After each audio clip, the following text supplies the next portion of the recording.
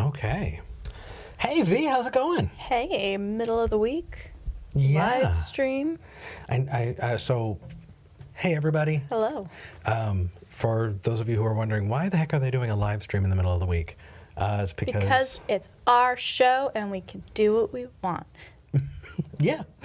Yeah, and we think it's going to be fun. So I did this guest spot on Miracles and Atheists. Nick Snap is someone who I've got some history with, actually. He's a Christian YouTuber who wants to facilitate productive conversations between believers and non-believers. And I'm like, hey, you know what? Person on the other side, I get it. Let's help each other out. And this was years ago, back when Talkeelan was just starting. And so I made an appearance, and he kind of took a break for a while. And then he came back, and he had a pretty loony dude on. He asked me to go on. I did this guest spot. Turned out it was way more nutty than I ever thought it would be. And, well, you and I sat down to watch it, and you were like, you know what, Eric? What if we streamed it? Because we were already getting like really snarky, and I personally enjoy being snarky on the internet even more than I do in my day-to-day life. Yeah, So, and I mean, it's a time that we can visit with all of you. So, hey, everyone. hey everybody. This is not our normal Skeptic generation thing, but, we're going to try it, see how it goes. Yeah. I got to say, the live chat is killing it. Amit, dude. Oh. Kudos, dude. They're good. They're good. The puns are fantastic. Real fast, as with our impromptu 100K, 10K, not 100K, someday. 10K live stream. This is going to be up on the channel for everyone to see for about a week, and then we're going to unlist it and make it available to patrons. That way, the more of these we do, the bigger the kind of back catalog that's available exclusively to patrons when you sign up. Definitely. So. And speaking of patrons, if you're a patron and you're wondering, we're not charging for this. This is obviously just extra stuff we're doing. I don't want you to worry about that. We only do that for the Sundays that we do the show. Other than that, I kind of have the video queued up. Do you want to start? I've got it set up for the introduction of Bill. Is it going to magically appear? Yeah, ready? 1, 2, 3. Look at that, movie magic. Not bad, right? I like it. All right. All right. Yeah, let's dive in and just, is the spacebar going to work for pausing as well? Because I might need to. I don't know. Jump in here. We might need to. We'll see. Actually, Okay. we didn't test that ahead of time. Crap. We'll see. Let's see. So since you mentioned him, I'll go ahead and take the lead cool. on Okay, that. cool. He is Dr. Bill's a prayer warrior, a counselor, scriptural scholar, and author.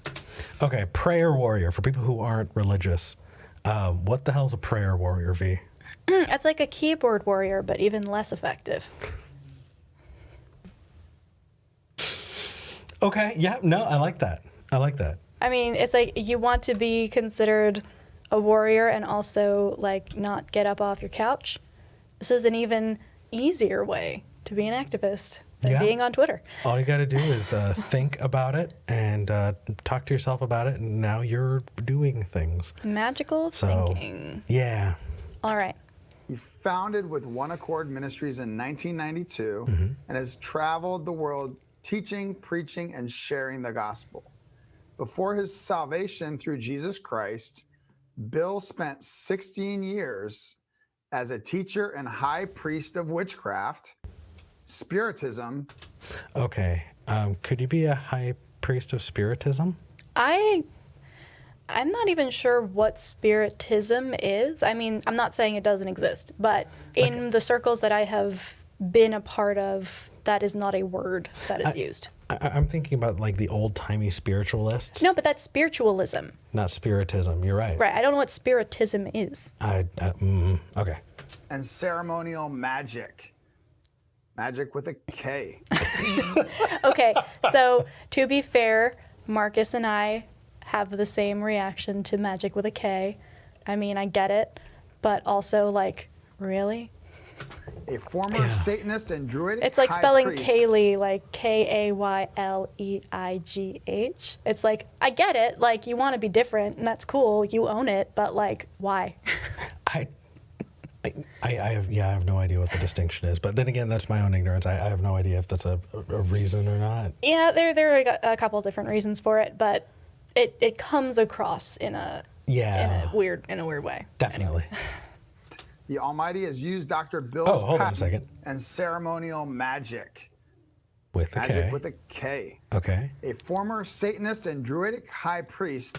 Former Satanist and Druidic high priest. Out of the Satanists that I know and the Druids that I've met, I see very different kind of views on things. Oh yeah, that the most interesting thing that I've seen of Bill so far is he kind of he's like the walking embodiment of the Dunning-Kruger, where he's essentially like, oh, trust me, I have a lot of experience. But what he's claiming is that he has held multiple contradictory beliefs at the same time across a long period of time, which doesn't increase my expectations.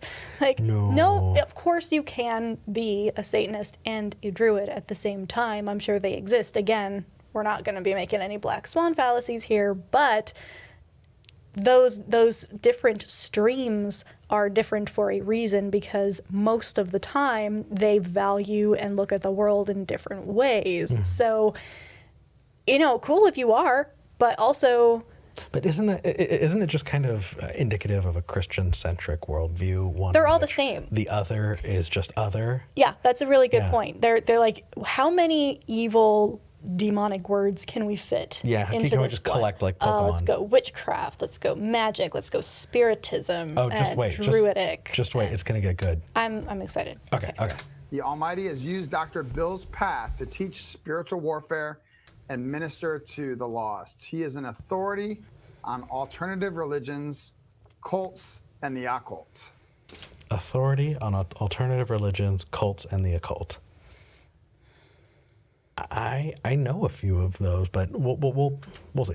Here. And we are also very excited to have Eric D. Murphy, founder of the Atheist podcast and Skeptic Generation. Co-founder of Skeptic Generation. I had an error. We had Talk Heathen on there. Eric's no longer part of Talk Heathen, so I want to make that clear.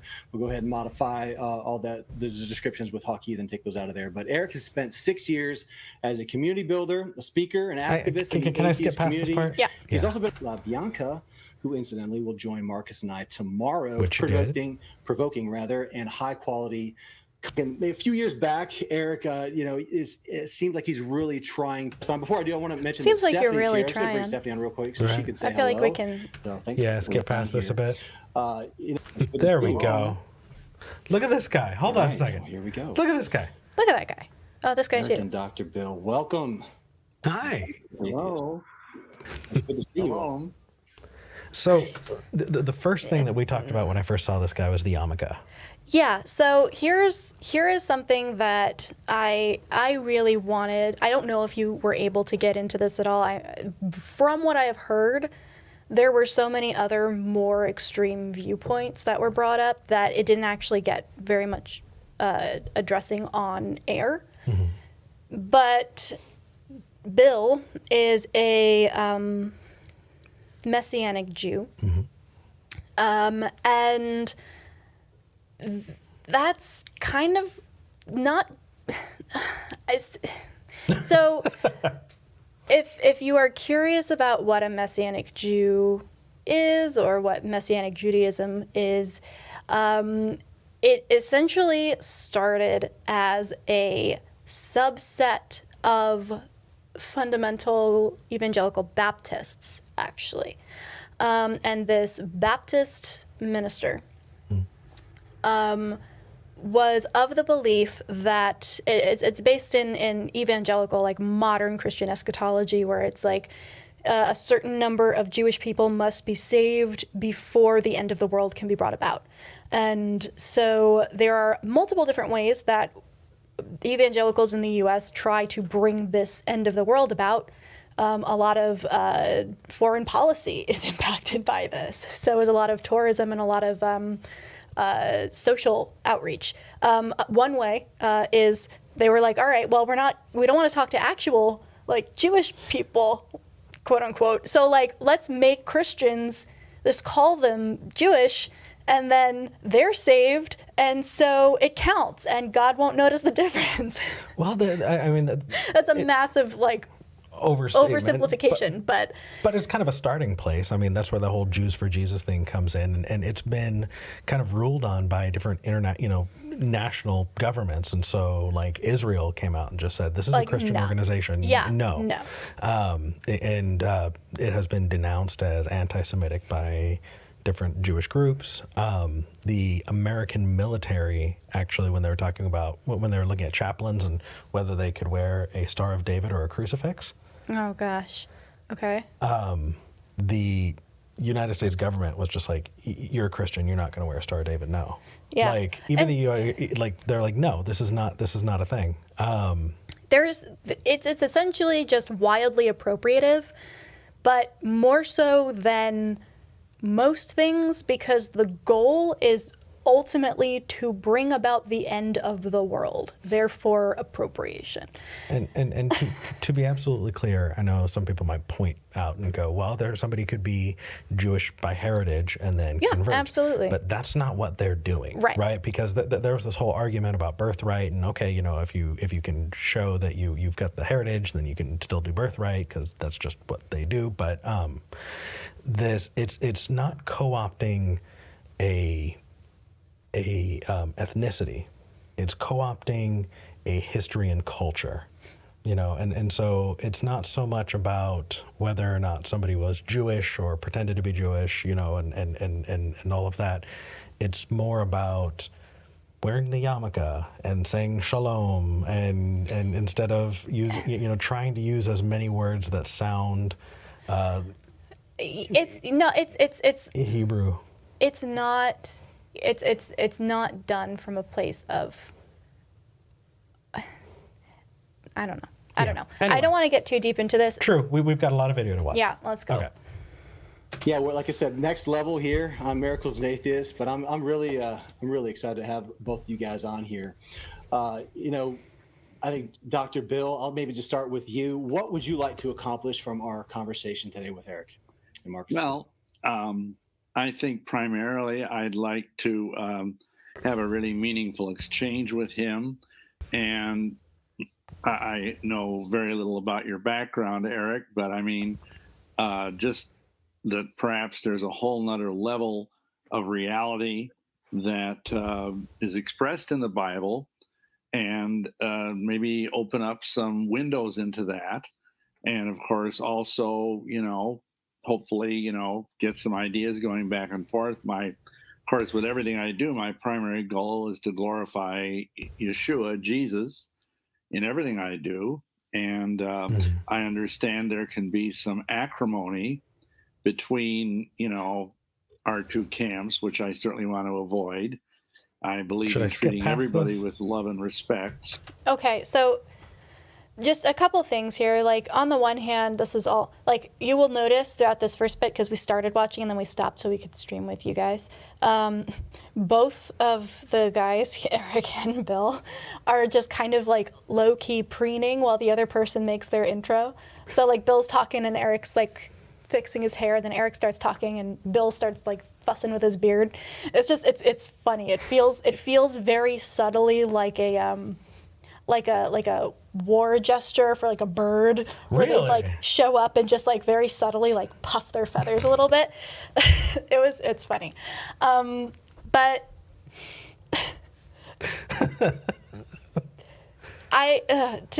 just the way that Bill is speaking here feels so disingenuous to me for a couple different reasons already. Like at first he's like, well, there's a whole other reality in the Bible, and hopefully I can open up some windows for you. He hasn't said that yet. Yeah, he did. Oh, just said it right now? Yeah. Okay. And I do not have that good of a memory. I could not have remembered that from last week. No, but like there's this assumption that because you are an atheist, you don't have access to any of that, and you haven't maybe even thought to look there, and so he's going to enlighten you graciously as to like open windows in your mind to like new worlds or whatever. And the other thing though is he says he doesn't want acrimony. He treats everybody with love and respect, except for his history.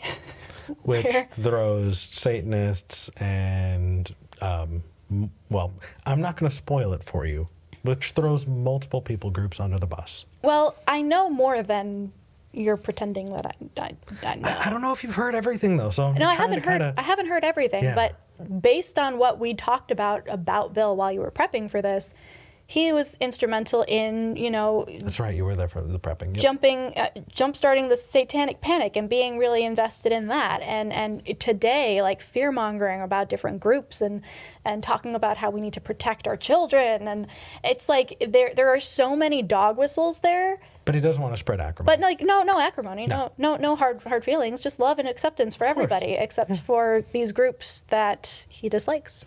So that's kind of my perspective on all this. Cool. Bill, you'll fit right in. Go ahead, Marcus. Yeah, you'll fit right in, Bill, with our community, and I believe with Eric as well. I love Eric's Eric's like, content. please don't Eric, include me here. Please don't include me in this. Today. Sure. So, as Nick said before, the thing that I'm most known for is call-in shows, people calling in to talk about what they believe and why. And I try my best to encourage people to have good reasons for what they believe. We may not come to the same conclusions, but your epistemology, why you believe a thing to be true, should be based and strong. And I think that if you have the right tools for the job, if you have good methodology, you're going to be better equipped to handle the world around you. And so in this conversation, what I really want to do is I'm really going to want to learn a little bit more about Bill and find out kind of how and where his epistemology fits into that, because that's something I'm very, very curious about. I was honest. Excellent. Well, good. Yeah, thanks for sharing that, Eric, and we'll definitely dive deep into that. I know there's a lot of things that directions we can go and things that we can talk about. But Dr. Bill, you've been around for a few decades. Why is it you think you've never had an opportunity to talk with an atheist before? I mean, let me just say this. I remember, and I'm really dating myself here, but when I was in college, there was a guy down the hall. I was in a minor seminary, Catholic college. And there was a guy down the hall, and everybody was just up in arms because he was a Buddhist. This was like 1969. So, he says he doesn't even believe in God, which I know that varies depending on what kind of Buddhist you are. And I had some very interesting the guy was a brilliant young man, but that was probably the last time, other than the fact, and Eric, you may know this, but kind of officially the Church of Satan, of which I was a member, is atheist. I'm very confused by this. Believe there is a literal devil, He's like, or at least that's you've their never public, spoken to an atheist before. He's like, yeah, except for the one that lived down the hall that I had many conversations with, and also the organization that I claim to have been a part of for a long time. So you're going to find that the word there that's really important is the official stance. So is the claim going to be then that they weren't actually atheists? Let's watch. Okay. Their public persona. They believe he's an archetype for independent thinking and rebellion, that kind of deal. So in a sense, I did know some atheists then, but I don't know. I mean, I came from a small town in Iowa. I still live in eastern Iowa. I mean, it's not like I'm in New York City or San Francisco or somewhere where you run into a lot of diverse people. Okay, so how is he claiming to be knowledgeable on any of this and at the same time going, well, I've lived in Iowa my whole life and I'm not somewhere crazy like New York? Well, I mean, and that's kind of one of those pieces that I think is telling. And I know that this is an uncharitable read, but really uncharitably, it sounds like, if you're around a bunch of other people who are in the same position as you, haven't gotten out as much and haven't had as much experience, that when you say that I've experienced all of these things, but, okay. Well, I mean, he wants to have his cake and eat it too, or his communion wafers, where he's like, I am super knowledgeable. I've been around. I've been a member of all of these super like esoteric groups, but also, like I'm just, Iowan farm boy, and like I never left the state. Like, which one is it? Yeah. Because it can't. I mean, Iowa must be like really intense. No. He left. It's just from whence he came. It's where he returned. But still, the reliance on both ends of that spectrum in order to prove whatever point he's trying to make feels disingenuous to me. But I mean, I've had a lot of different. I've been in hundreds of radio shows. Literally hundreds of churches. Of course, you aren't going to meet a lot of atheists in churches, but Actually, Bill, I got to tell you, man. Just I want you to continue, but I was watching your Halloween stream, and you had said that how do you really meet an atheist? It's not like they wear a shirt saying that, right? This is my atheist shirt that I wear. Okay. Well, it's one of several. Wow. So, really, in the stream, anyway, he was saying, when do you see an atheist? It's not like they're walking around wearing shirts that say it. Well, it just reminds me that the other day we were going grocery shopping and we grab a bunch of duffel bags or like canvas bags, and we look at them and we're like, these are all atheist merch. Yeah. It kind of it stacks up when you do this for enough years. What's a little cringy is from here. I think I accidentally communicated that like that's our shirts, as in we're selling them.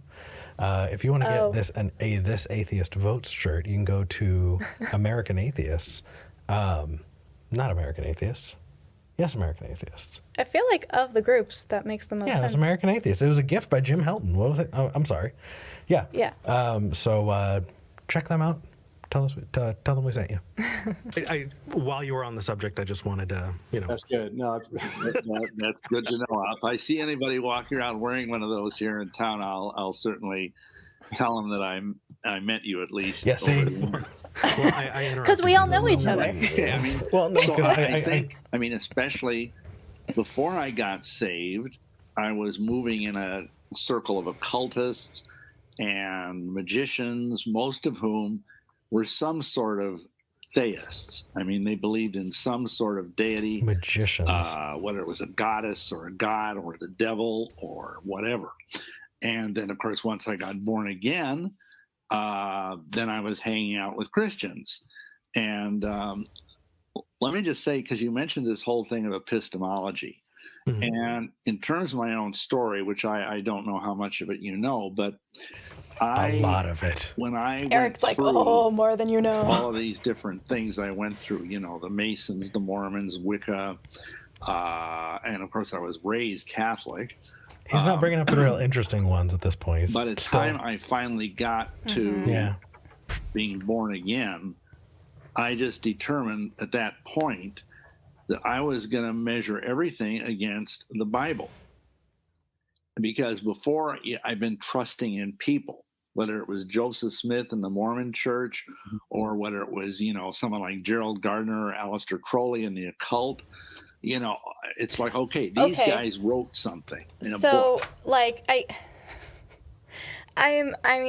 get, like, Aleister Crowley is a component of, the Church of Satan, but, like, I have not met a single Satanist who's like, oh yes, I follow Aleister Crowley. the wording of that by itself tells way more than I think he meant to about how much he actually knows about these groups. It sounds very much like when people are like, oh, you worship Christopher Hitchens, like you follow the God delusion as like your holy text. It's like, no. Yeah, that's not. I think I call him on it. Oh yeah? Yeah. Cool. Crowley most exampled.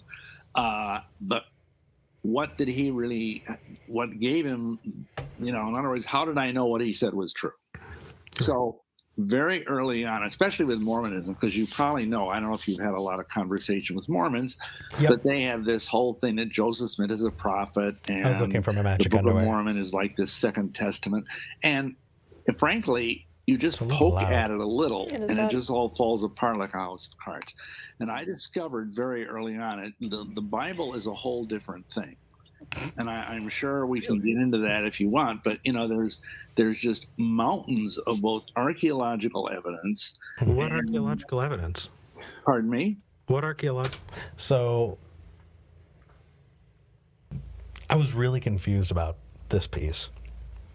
The mountains of archaeological evidence. Like, I've been doing enough research with Thomas from Holy Kool-Aid on biblical archaeology over the last half year that I was kind of ready for any of the things that he could have possibly brought up.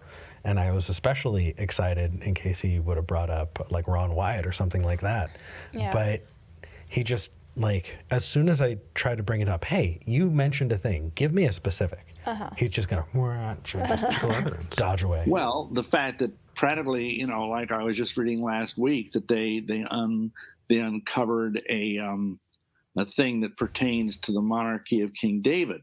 Who? Over in I can't think offhand where that would be. They uncovered a thing at some place at some time. I think I read about it last week somewhere. I mean, all you have to do is say there's archaeological evidence that references a King David, which there is.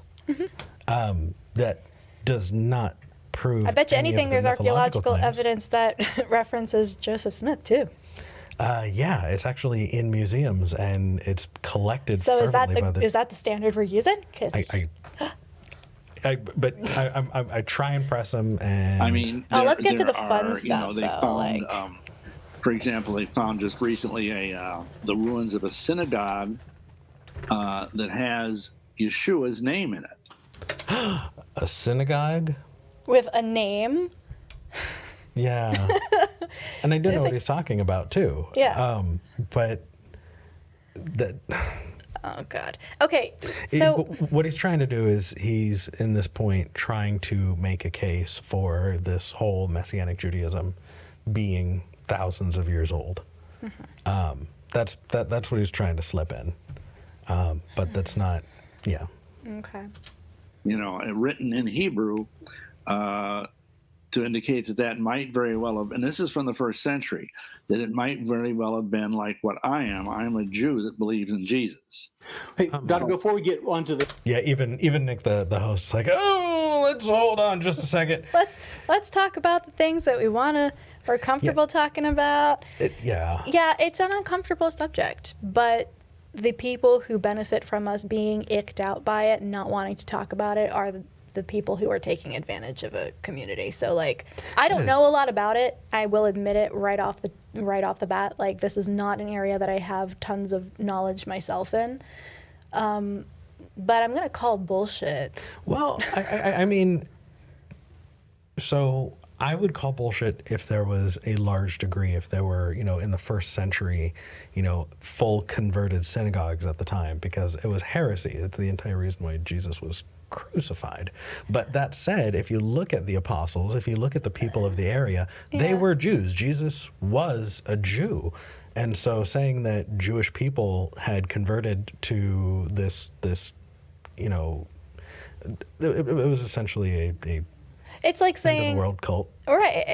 It's like saying, oh, you see, these pagans knew about Jesus, they knew about Christianity because they burned Yule logs on the solstice, and we have Christmas trees and fireplaces now for Christmas, which is celebrating Christ. So clearly, they had it then too. It's like, no, you appropriated the goddamn thing, and now you're using their shit for your own ends. Yeah, but pointing to the fact that there were Israelites who converted. That's what happened. It grew up. Those were the people that were there. That doesn't. But anyway, the interesting thing to me going meta for a moment, is how he's trying so hard to keep it in this space of non-committal, kind of like they found not even like the actual claims, which are non-claims as far as we've gotten so far, but just this idea that I need to tone this down and come across as like a rational, normal person. Yeah. And I'm excited because from what you've said, you start to like lay these like kind of breadcrumb trails that he follows into his more out there beliefs. Yep. And yeah. And so thanks for the super chat, Dave Garr. Yay. Thank you. So some people were saying in the live chat, I just want to, from what I understand, Yeshua is, if you look at the etymology and you, people will say that Yeshua refers to Savior, but that's just the Christian reference. What you're thinking of is Christ. Christos means Savior. And so it's that connection. That's what I understand of it, at least. Anyway, ready? Yeah. All right. Archaeological. I did want to start a conversation about something specifically. You know, Eric, you and I had a conversation, I think it was last week, after I originally invited you on Miracles Atheist, because you had a few things that you want to talk to me about. Yeah, I was like, Nick, this guy's way out there. What are you doing giving him a platform? That was specifically the conversation that I had with Nick, and Nick is trying to push me into this kind of combative position, because I was like, dude, this is, I don't know if I want to do this. This guy has done a lot of damage, but I knew that, you know, with a Christian audience, if we don't build up to it, it's going to come off poorly. So let's get there slowly. So he's going to be pushing me towards that stuff just a little bit, and I'm going to be kind of slowly moving into it. After you did a little homework on Dr. Bill, and like you said, you watched our last stream. And, you know, I must admit, I was surprised when you mentioned that you actually interact with Satanists all the time. Yeah, I'm friends with several. Yeah. You said many, like Dr. Bill mentioned, you said many Satanists are atheists. And every Satanist I've ever met. Yeah, so can you explain that, your experience with Satanists, so we can just kind of build maybe a quick foundation for what you know about Satanism, and then kind of transition to Dr. Bill and his experiences. I kind of want to take that route. I definitely do want to go there. Bill said a lot of things about his background, and a lot of those things I really am curious about. And so I don't know if you want to save that for afterward, or if we can do that now before we dive into that. Which would you What sort of things are you curious about? Well, trying to give them the benefit of getting there. I didn't want to railroad them, but I also wanted to make sure that we addressed it. This next part comes from your recommendation, because in talking to you, you said, Eric, you've got to hit this. Bill, you introduced yourself as Dr. William Schnoebelen. Yeah. What did you get your degree in? Okay, well, I have an early postgraduate degree. My bachelor's degree is in music and philosophy, and then I got a theological degree from St. Francis Seminary in Milwaukee. That was in 1980. I got a degree in pastoral counseling from Liberty University. That was in 1990. And then I got the naturopathic doctorate degree from Trinity College of Natural Healing. That was. Oh gosh. I mean, so Trinity College. Yeah. I don't believe is an accredited college. Well, let's look it up. This is a live stream. A doctorate of naturopathy. Right. Let's go back and double check. Something from Liberty University, and then I got a theological degree from St. Francis Seminary in Milwaukee. That was in 1980. Exists. I got a degree in pastoral counseling from Liberty University. So Liberty University, I know, is not an accredited school. Yes, it is. Liberty University is an actual college. It's not an accredited one, though. Yes, it is. I don't believe so. Half of my family went there. Let me see. It's private, but you get actual degrees from it. Okay, which one are you looking up? Trinity. Okay, I'm looking up Liberty.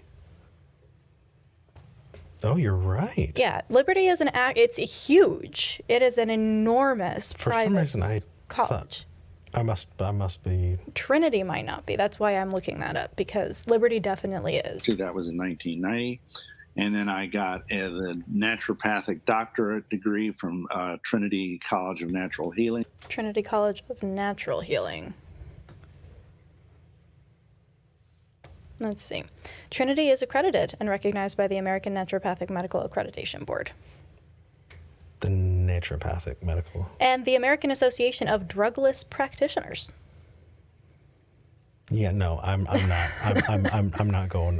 This is frequently asked questions from Trinity School of Natural Health. Yeah, and let's see now. Let's see this thing. This might be worth a deeper dive. Ooh, maybe we there can we get the go. antibot. Trinity College of Natural Medicine is not accredited by the U.S. Department of Education.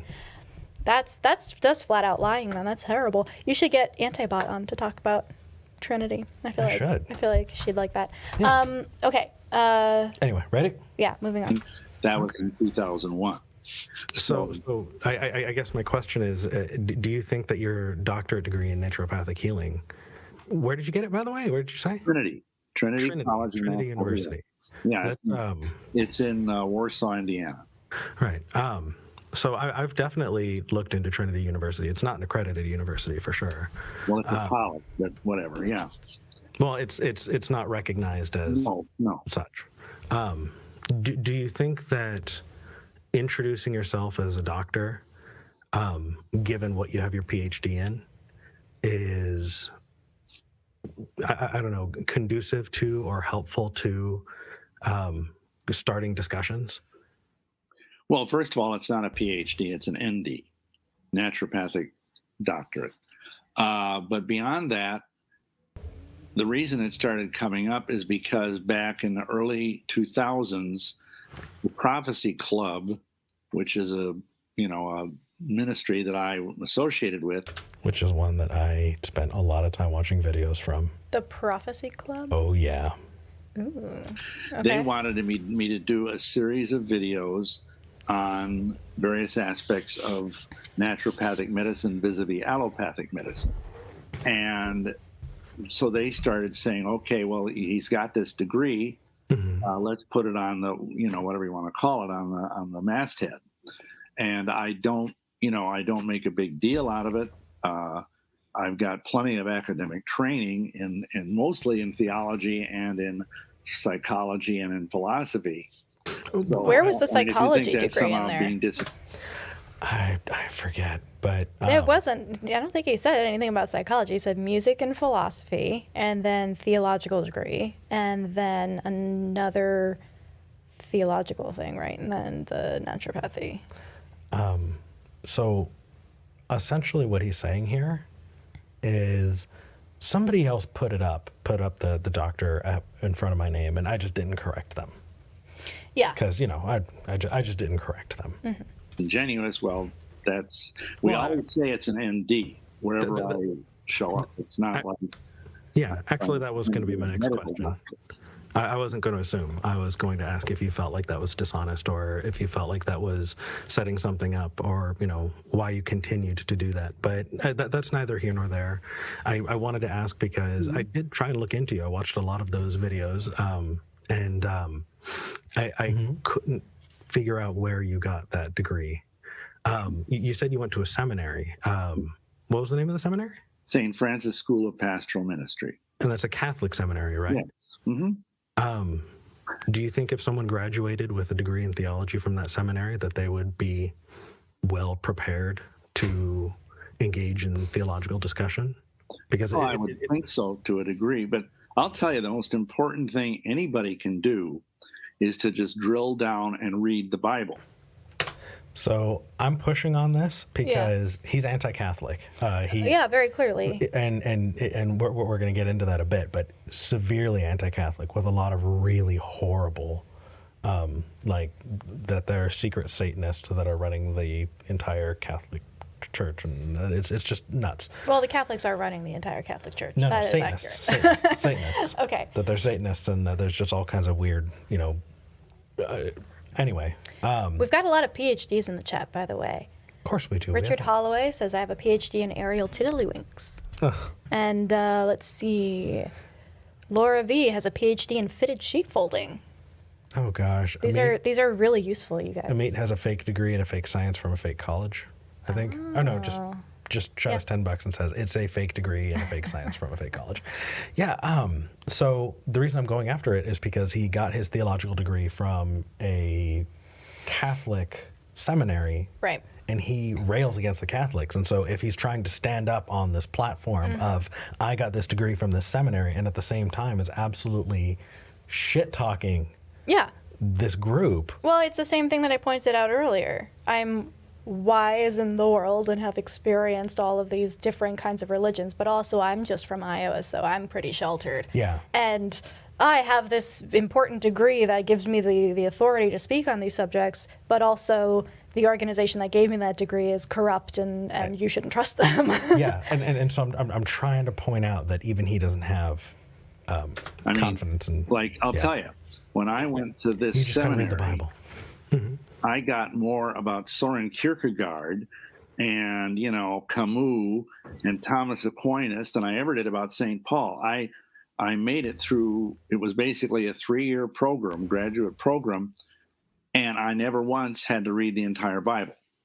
Now that says more about Catholic education than it does anything else. Catholic and education. the other thing that dismayed me, and I don't want to get off on a thing about Catholicism, is that Is it everybody just me, or there, does all of the Marcus seem like seminarians he's and a lot of like the- suffering from the intense secondhand embarrassment? Like he's just kind of hiding behind his hands the entire time, just like. Maybe. I wasn't actually paying attention. I'll take a look. the what do you call it, faculty were all gay, and this was in like Interesting. late 80s. Do you think being gay is a bad thing? Well, I don't. I mean, I have. See, Marcus, his hands are right back up. So there are so many like crazy things that we mention and talk about, but is it bad to be gay? Wait, hold on. There's some discomfort there. This is how strong the Rainbow Mafia is. Yeah, We scare Bill. I guess. That's funny. It sounds lame, I don't think it's a bad thing, but I think it's something that is not compatible with Christianity Okay. or in the Bible, for one. Okay. Please tell me you asked him how things could be both not bad and also not compatible with the Bible. I have way bigger fish to fry. Okay, but like seriously, it's not a bad thing. It's just incompatible with the only good thing. Yeah. Like, Oh, no, I got you. I just, hold on. So people are going to be saying, Eric, why didn't you do this? Why didn't you do that? Why didn't you do this? You guys, please, I had to pick my battles. I had to not be an abrasive, angry atheist, because that's not going to do anybody any favors. And attacking him on a Christian show in front of a Christian audience is just going to make him a victim. And oh no, the mean, angry atheist. And so I do let things slide, not because I didn't recognize them, but because I was trying to drill in on specific things. I mean, that's fair. I did the same thing in my interview with them. Yep. I'm just kind of like backseat driving and enjoying like what I would like to see happen. But Okay. yeah, Well, you're good. Okay. Judaism or I realize there's a lot of Christians that are gay, a lot of Jewish people that are gay, but to me that's kind of like an oxymoron, Anyway, I mean, you got to understand, I come from a background of small town America, and I was just, I had this starry-eyed idea. Okay, I wanted to get a theological education. I wanted to be a priest. And you grew up Catholic. Yeah. And, back in that day, in the 50s, when I was growing up, I mean, priests were like probably walking around with a halo on their head everywhere they went, And that's how you tell the atheists by the T-shirts guys were and the Catholics by the halos. A lot of them were kind of fairies, if you'll pardon the expression. I mean, I know there are a lot of homosexuals that aren't, and it was just shocking to me. Yeah. And so that kind of dismayed me, because That's amazing. Every single person at that seminary was a fairy, according to Bill. See, here's the thing, though. Bill also spells magic with a K, so does he think they're actual fairies? Oh, God. What, with an AE? Like with an AE, like a fae?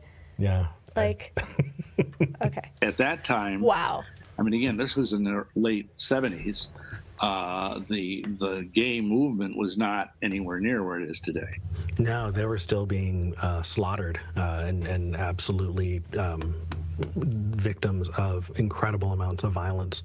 I'm definitely glad we don't live in that time anymore. This guy. Well, So the reason I'm asking isn't to try and be mean. The reason I'm asking is because when I talk to somebody who starts with their credentials forwards, and I don't understand exactly how it relates, the first thing I want to know is what degree of, authority do you give it? Because that's important before I figure out what degree of authority that I need to consider. And so understanding that you have a degree from a university that you don't think spiritually taught you anything, but just maybe gave you a better grounding in philosophy, helps, especially when we're talking about theology. And it also helps that the PhD doesn't specifically relate to any of the fields that we're going to be talking to. So that helps. Yeah. Well, and let me just say this too. I mean, I did learn. I had a course in Pentateuchal theology. I had courses in Hebrew and Greek, which were helpful. But the problem was the emphasis was very heavy on liberation theology, which I don't know if you're familiar with that or not. It's a kind of the Jesuits in the 70s down in Latin America, people like Leonardo Boff and a couple other people. He's going to go on a bit of a thing on this one. They kind of created a sort of Marxist Catholicism where they actually had posters showing Jesus with a bandolier of bullets and holding up an automatic weapon. Those are actually really cool. Che Guevara. And I know, again, he's from an earlier era, and they were, because they were seeing, and this is, I don't know if this is a rabbit trail or not, but they were perceiving that more and more of the people in Latin America, where of course there's a lot of poverty, that they were looking at the church as being an oppressor. Okay. To a degree it was, with their big rich cathedrals and their episcopal palaces and all of that. And so what happened is they decided, we're going to rebrand and we're going to make Jesus look like Fidel Castro, and that he's here to liberate people. And this was running through the seminary at the time. I like that that's considered rebranding, and like every other, every other version of Jesus has also been exactly that. Hey, here is what is considered normal or provocative or representative of what we're trying to do. Let's make that Jesus. Like in the Middle Ages, God and Jesus and everyone wore freaking king robes, It's like, okay, well, that's how you interpret this character. And I mean, freaking Leonardo da Vinci interpreted Jesus from his gay lover / muse. So the fact that for some reason this version is way worse, or a rebrand as opposed to all of the rebranding that he's already internalized because it's been 2,000 years. It's a freaking Messianic. Yeah. Rebranding is a bad thing? Really, Bill? Jesus. Time. It was like the latest hot thing. And, you know how this is in academic circles. There's these new... I absolutely do. I've just... It sounds like you got cheated, man. Well, I really think I did, and I'm very grateful for the degree I have from Liberty, because that's a Baptist college. But it's not an accredited one. Liberty is. I'm sorry, Bill. I have been dominating. I really screwed up that. I apologize, and I need to correct.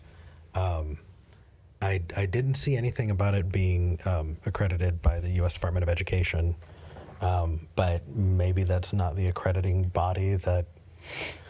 I don't know. I would love to get a little bit more information. If it's not, then a majority of my family has to look very closely at their degrees. I mean, they're nurses and doctors and stuff. So okay, so then it should be fine. Yeah. Asking you questions. I don't like defending Liberty. Liberty sucks, but also we need to be accurate. Yeah, absolutely. We're enjoying the speaking conversation. of the tangents, but I want you to be able to ask questions too, and make sure it's a dialogue. I don't want to dominate. Well, to Eric, kind of get back I don't want to dominate Murphy after his opponent has talked for 15 straight minutes. So here's the thing. I was thinking to myself, I'm guiding the conversation directly where I want it to go. And he's talking and talking and talking. But I feel like each of these points is knocking down one of the pins I was hoping to knock down. And so I did. I felt like I was talking the whole time. Apparently, he was talking a whole lot more, but it didn't feel like it at the time. I like in the first year of my post-Christian experience, I read the Bible through 9 times. I really, and I already had a few theological tools in terms of knowing some Greek, knowing some Hebrew, etc. I bet I know more Hebrew than Bill does.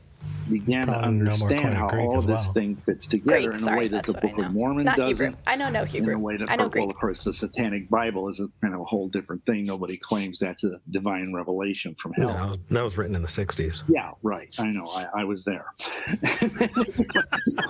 Anyhow, the 60s were pretty good to me, actually. He's Sounds remembering like. the orgies that he had, isn't he? That was definitely an I'm remembering an orgy voice right there. The I'm 60s definitely were pretty saying good to me. that It's like, Can you mean anything else by the term the 60s were very good to me? I'm making an executive decision right now for everybody on the internet that the 60s were really good to me just means I'm remembering an orgy I had once.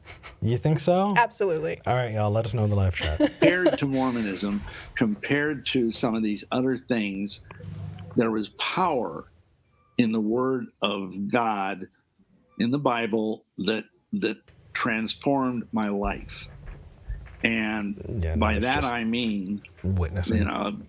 I was struggling because of my background. I'd done a lot of drugs in the 70s, mostly pot and cocaine and some acid. And I was struggling with cocaine addiction, even as a Mormon.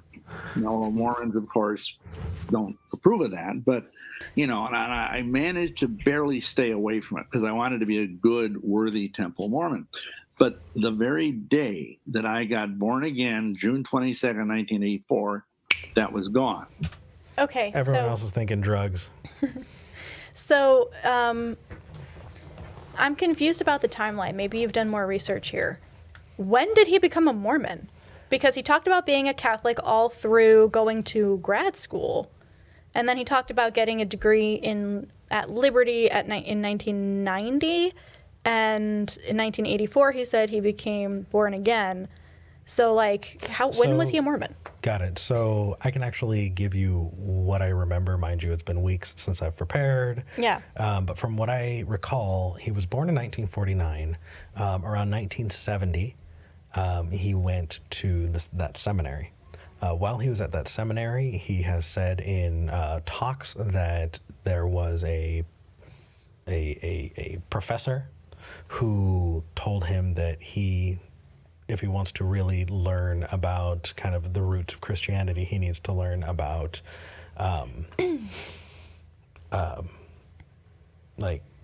non-Christian religions. He needs to learn about... So he went Mormon? No. That's where he went into Wicca, and that's where he went into, these Druidic kind of pseudo-spiritual kind of places. Mm-hmm.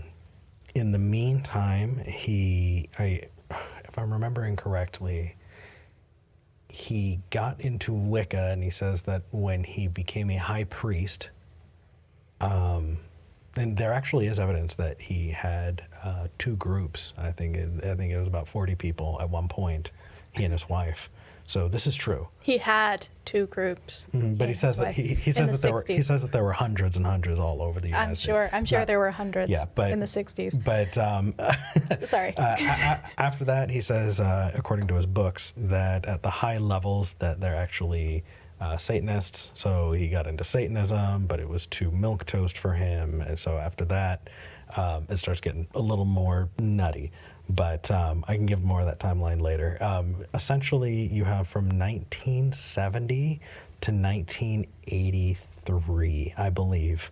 So you have 12 years, and all of these claims apparently happen in that time.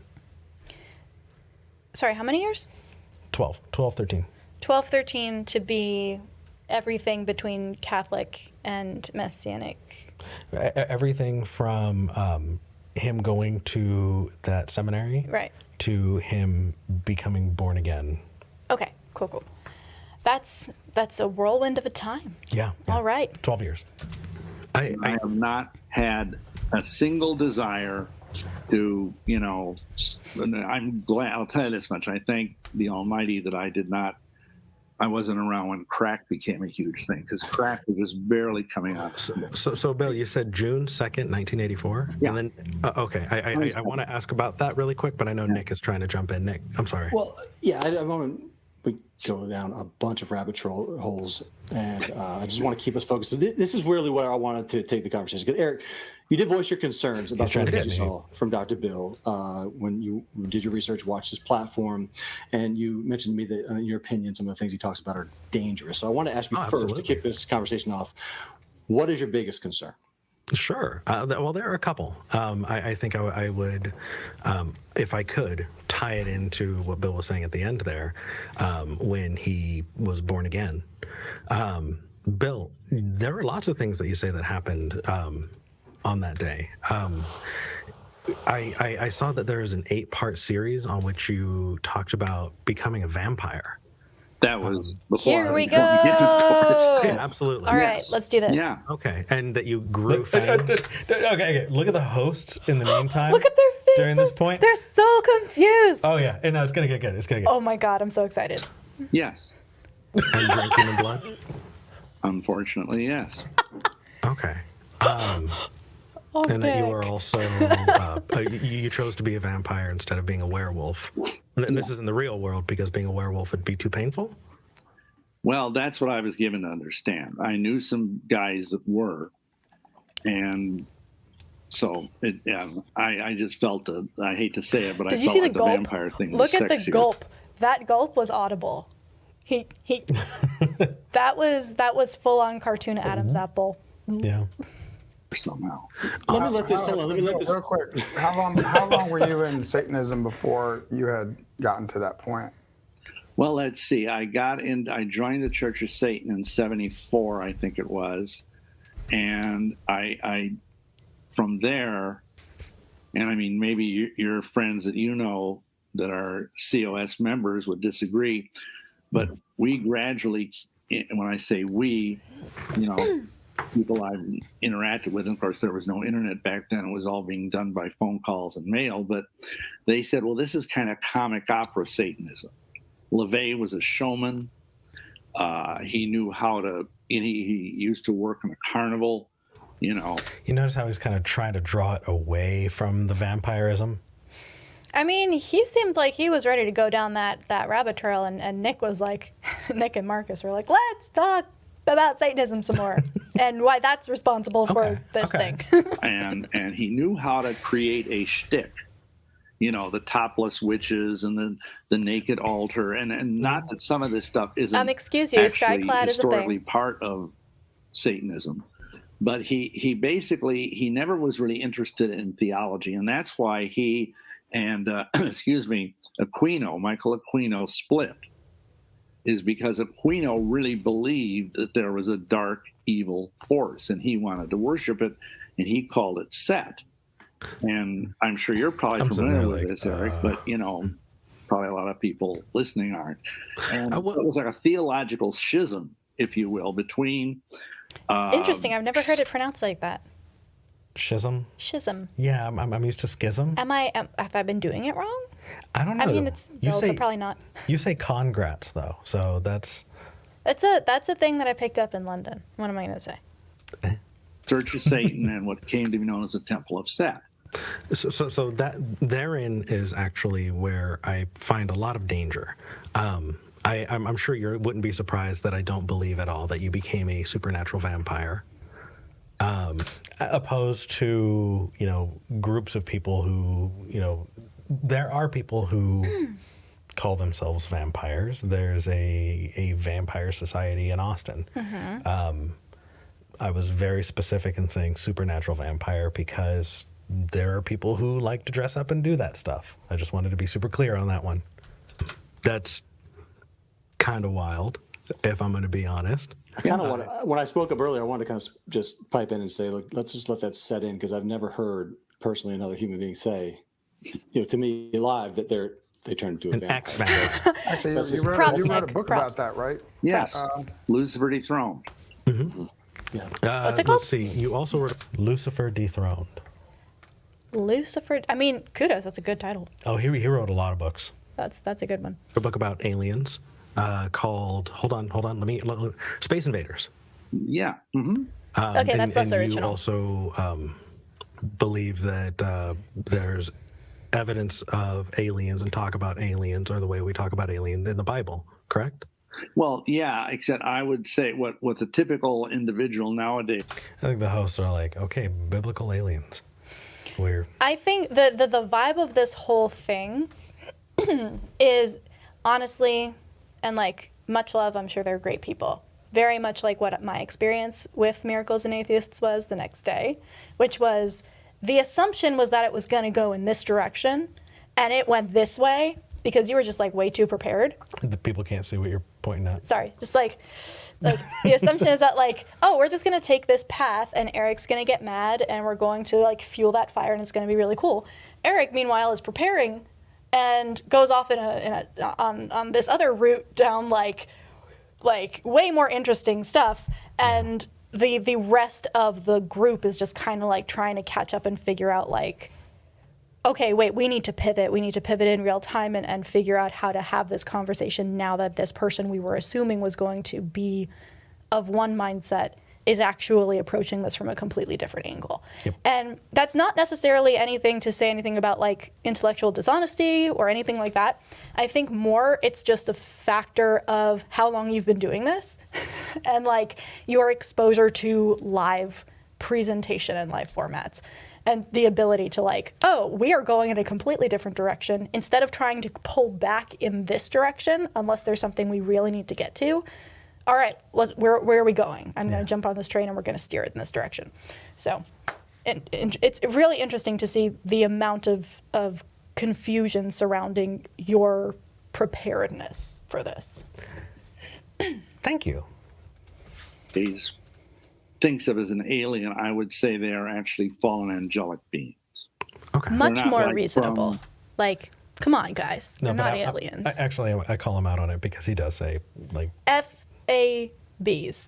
They're FABs. They're not UFOs. They're FABs. Oh, gosh. Fallen angelic beings. No. Okay. You know, the Pleiades or something like that. Well, you have talked about Saturn, though. You have talked about, seeing UFOs right overhead and interacting in those ways. Yeah. You also say that so apparently if they are fallen angels, they just drive UFOs. Like... I want that TV show, but it should be like a la like Rick and Morty style animation. Just like I think there is a show. Fallen angels driving UFOs. Someone make that and send it to me. I want it. We're in the Illuminati. Oh, sorry. Let me just rewind this. UFOs, sorry, right overhead and interacting in those ways. Yeah. You also say that you were in the Illuminati. Lowest level. But okay. Yes. Mm-hmm. That you were a 90th degree Freemason. Mm-hmm. You have got to have the longest membership card on the planet. I imagine you having like this wallet that's just got this comic thing coming down, where you would put pictures of grandkids and just have like all of your dues have got to be mind-blowing. I mean, that is a lot to claim. And well, it's fine to claim it. We've documented a lot of it. I mean, there's some things I just wanted to say it's fine to claim it, but you need to provide evidence if anyone's going to believe you. But you can say anything you want, but like if you want someone to like believe you, then you need to bring additional stuff. Yeah. Can we talk about the 90th degree Freemason thing for a sec? Yeah, absolutely. Is there such a thing as a 90th degree Freemason? No, if you live in the United States, there's no way that you can become a 90th degree Freemason. I have a friend who is really, really, really, really into the Freemasons. Had a long conversation with him. And from what he told me, the Scottish Rite has got some kind of interesting esoteric stuff that they do. But no, that's not a thing. And if you did want to become a high-level Freemason, it's going to take a lifetime. And so for all of this to have happened, for him to have joined the Illuminati, all these different religious groups, become a high priest in 12 different things, and also a high-level Mason, is just incredibly disrespectful of the work that it takes to kind of go up in the ladder of Mason lodges. What? The only people with rigorous like religious standards are Christians, right? Like all the others, you just like say, like hail Satan, and you get high like, priest. Yeah. Yeah. That's all that. No one else has any kind of rigorous standards. He actually gives what he did. Oh yeah. Yeah. Oh God. Yes. Just can't document. But like what? Well, what do you mean? Like, okay, I have all of my Masonic degrees. They've been published in one of two books, photocopies thereof. I have a degree from, not a degree, but a certificate from the Church of Wicca. I have all of my stuff from the Church of... Okay, hold on. What? I don't know what the Church of Wicca is, and I'm looking it up. So, because when I looked into this, there were 2 or 3 major Druidic organizations. I think maybe 2 in the United States. As far as Wicca is concerned, you have different groups as well, I believe. The Church and School of Wicca? Mm-hmm. Okay, it was founded by Gavin Frost and Yvonne Frost in 1968. One of the coolest things, total side note, of a lot of the like witchcraft organizations that were founded between the 40s and the 80s, is that they're all, like most of them are founded by couples. Like it's just like... Kind of, yeah, you're right. A couple who's just like, we're just going to do this. Like, this is just going to be our baby. And they go for it. And they like, I don't know. I don't know of any other group that has that many. We have Skeptic Generation. All right. It is well known for its correspondence courses on the Frost's unique interpretations of Wicca. Ooh, okay. Hold on. I'm sorry. Can I pull up a search thing so that people can actually see what I'm doing here? Because I am very curious about this. For those of you who don't know, before I became... What do you want me to type? Karen. So, yeah. Go for it. All right. I'm looking this up because this feels to me... Do you want people to be able to watch? Yeah, ideally that would be fun. Okay, so this... Sorry, you guys. We're ad-libbing because I require... You're looking to make sure anything that's on the suggestion list is... Yeah, go ahead and search for it here. Okay, Church and School of Wicca, Frost. Okay. Okay, now I'm gonna grab it and bring it over. All right.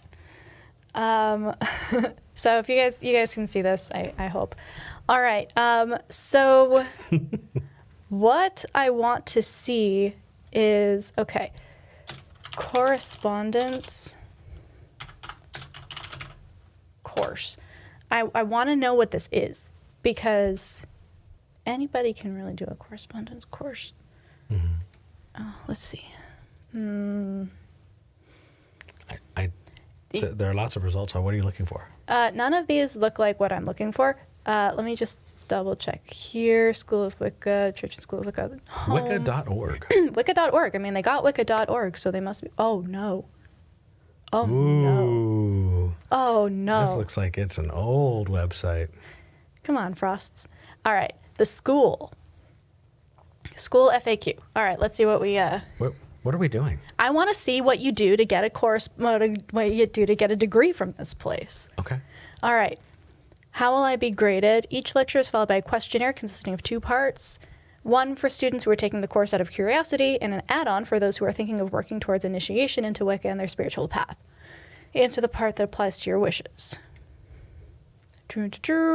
How can I pay? You have to pay, which I guess makes sense. Are you a school or a church? Okay, arm of the church. Tax deductible. That's nice for them. For a single course, a certification of completion. Is that what he has? He said he was a high priest. Well, he mentioned his diploma from the Church of Wicca.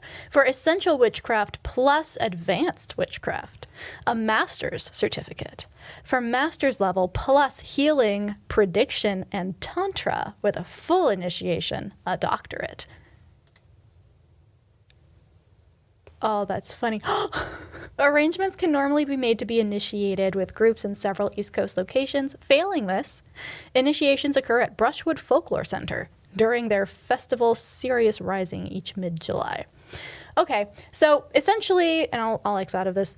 Sorry, you guys. Essentially, what I'm trying to do here is just do a little bit of that, like, because I also have multiple degrees, in case you didn't know. And the thing that I've been trained to do as somebody with a journalism degree is to take claims like this and just go like, okay, wait. How hard is it to do this? Well, not just that, but like, here's a claim that could be convincing to people, but it's vague enough. Like, there's enough information there to start digging, but it's vague enough that, like, you're not actually making a case for anything yet. So let me try and make that case for you and do some research and see if it holds up. But anyway, we're falling behind. Let's get back to this. Okay. Satan, thereof. I have a degree from, not a degree, but a certificate from the Church of Wicca. I have all of my stuff from the Church of Satan.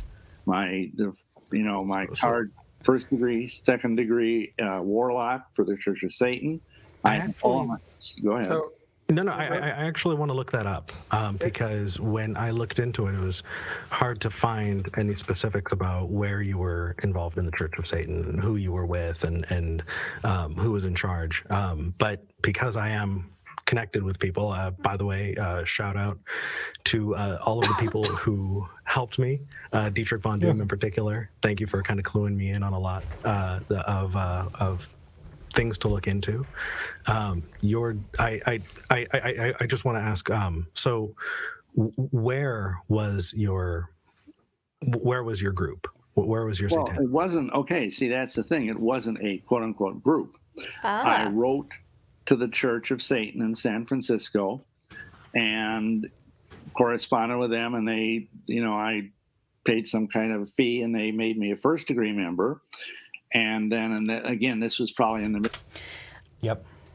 So the Satanist experiences, he kind of had by himself because he never was actually part of a group. He just wrote in and got it in the mail. I did the same thing for American Atheists. What does that make me? Can I say I have a degree in atheism now because I have a little membership card from American Atheists that I paid $35 for? So I think you're getting tied up on a piece that this is somebody who's saying that Satanists are doing we haven't terrible there yet. things. Yeah, true. What we're doing is we're talking about, he's like, I have academic qualifications in all of these things. That's why you should listen to me. Yep. And then you're like, okay, where are they? He's like, well, I paid someone some money over the phone and they sent me something. It was mail. It was the 60s. The 70s. And then a year or two later, 70s. I contacted them and they sent me a more advanced, what do you want to call it, kind of questionnaire. Mm-hmm. Do you think it has something to do with, like, because I've noticed this in a lot of Christian circles as well, that there's an emphasis put on the time you spend in a thing just as much as, like, the depth at which you have plumbed it. Mm-hmm. So like someone will be like, well, I've been a Christian all my life, or like I've been a Christian for the last 35 years. And that doesn't mean that you do anything but sit and let your eyes glaze over. Right. And it sounds like what he's saying is I was a member, a paying dues member of this organization, and I got notifications from them saying I was that thing, and that means that I know a lot about them.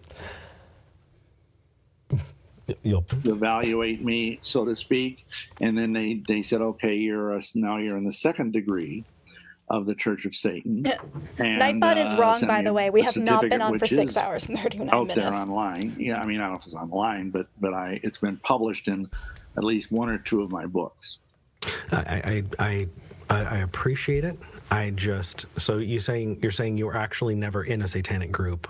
No, I'm not saying that. I'm saying you wrote to them and they sent you degrees. Well, yeah. And I think that's kind of what they were doing back then, unless you happen to live. There was no satanic grotto in Milwaukee, which is where I was living at the time. No grotto. And And I don't know what they do now, but I know that's how they were doing it then. I'll but find what your Satanic happened grotto. was, and I kind of got started on this, and then we don't got off threaten me with a the good time. track. But the superficiality of the Church of Satan led me to other groups like the Order of the Black Ram. Order of the Black Ram. Hold on a second. Yeah, I don't know if they're still around, but Where were they? Couldn't really find much. Well, they were in Ironwood, Michigan, I believe. But I don't. I mean, you got to realize this is like almost half a century ago. I totally understood. Here's the thing. Here's why it matters to me. Yeah. It matters to me because in your videos, and Nick, getting to the point that you were trying to ask, in your videos, you talk about kidnapping, torture, slavery, sexual assault, and cannibalism and murder being done by Satanists. By hardcore Satanists. So here's the thing. By what Satanists? I don't believe you. Hardcore Satanists. Oh, I thought you said horror. I was like, horror Satanists. Hardcore Satanists. Okay. So here's my piece. Here's the thing. I don't believe you. Well, and here's the other. If none of this is true, right? If none of this was true, then you would be spreading some really, really nasty things that dehumanize a group of people, albeit theatrical, but dehumanizes them in a way that I was telling Nick before, that if I believed you, Bill, and I met a Satanist, I wouldn't want to talk to them. I'd look for a gun to protect myself. And that's not something that is okay. In fact, it's incredibly dangerous to the growth and our ability to have meaningful dialogue with each other. Well, here's the problem. First of all, I'm not saying these things. People that we counsel, that we pray with, say these things. So from the guy who writes the books, who says, I was part of these groups, he is now saying, oh, I've never actually seen any of it. I'm getting it from people who told me that they saw it. All of these claims that he's built a lifetime on are secondhand accounts he's heard from people. And by the way... Okay, but no, because... Okay, wait. We're talking about his experiences in these organizations between the years of what, like 72 and 84? He just completely deflected. Right. And then he was like, no, I'm not saying that. I'm talking about the things that people are telling me today in my counseling practices. Like, yep. So is that him saying legitimately that he has like none of the stories that he tells about Satanists or any of these other groups comes from the time period where he is claiming that he was from? Okay. But didn't he say that he did horrible things that he needs salvation from? We go further in. Okay, so this is just like a tangled web. Okay. Well, I mean, when you're doing this, ever since 1983 is when he dove on and started really... He didn't kick off the Satanic Pact as much as hopped on the train and joined it and contributed to it in a very, very big way. Yeah. But yeah. Hold on. So you never witnessed a human sacrifice by hardcore Satanists? Thank goodness, no. You never took part in it? No. Somebody just told you? Yes. Clients. Okay. How can you tell the difference between someone who's being honest with you and somebody who's lying, or could be deceived by on their own? Like, how do you determine the wheat from the chaff, as it were? Well, I mean, part of it is, I am a trained counselor. I also have, and I know you won't put any stock in this, but I have discerning of spirits. Yes! Which is a gift of the Holy Spirit. I knew it! Oh my God. Okay, brilliant follow-up to that claim. Thank you. That was beautifully packaged. And whenever you can put, this is just like it's a general thing, whenever you can put anything into Christianese and like use one of those phrases, like it's so useful to be able to speak that language. Oh my goodness. Okay, for people who don't know what the gifts of the Spirit are, And everyone has discernment. Like, there are multiple gifts, but apparently the only one that gets tossed out a lot is discernment. Which is absolutely horrible. So when people say this, that there's this idea, not all Christians, but particularly fundamentalist groups believe that when you become a Christian, you accept the Holy Spirit into your life, and the Holy Spirit gives you a gift. And these gifts can be things like discernment, which means that you can just know whether a thing is true or not true. It's essentially the backwoods version of William Lane Craig and Alvin Plantinga talking about the witness of the inner witness of the Holy. It's the same thing. It's I just know because I know because it's magic with a K. And because of this magic, I absolutely have a handle on truth because I have the gift of discernment. It completely absolves you from ever needing to need any justification for your beliefs because you just discern it. Other gifts of the Spirit are speaking in tongues, being able to translate that. There's also healing. Healing is a big one. Mm-hmm. It must suck to believe in that and be like, I just get to translate some rando's gibberish, and someone else gets to make millions of dollars healing people. Yeah. That's unfair. That's also not true. But anyway, yes, he has the gift of discernment. So that's part of it. But also, let me just tell you one quick anecdote.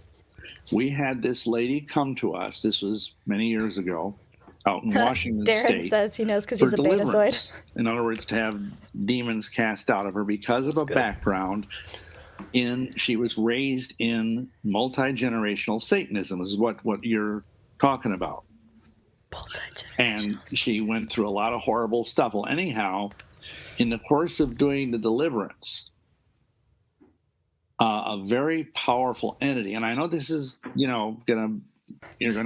I love it. Like, did you catch the change in his tone as he realized that this was not going to convince you?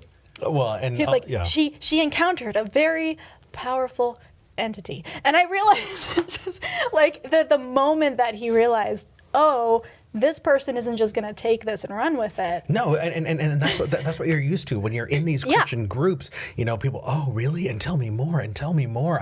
It's witnessing, and I remember as a Christian thinking all I need to do is tell these magical stories, and people are going to believe me. And what they don't realize is witnessing isn't for the non-believer. Witnessing is for other believers. Yeah.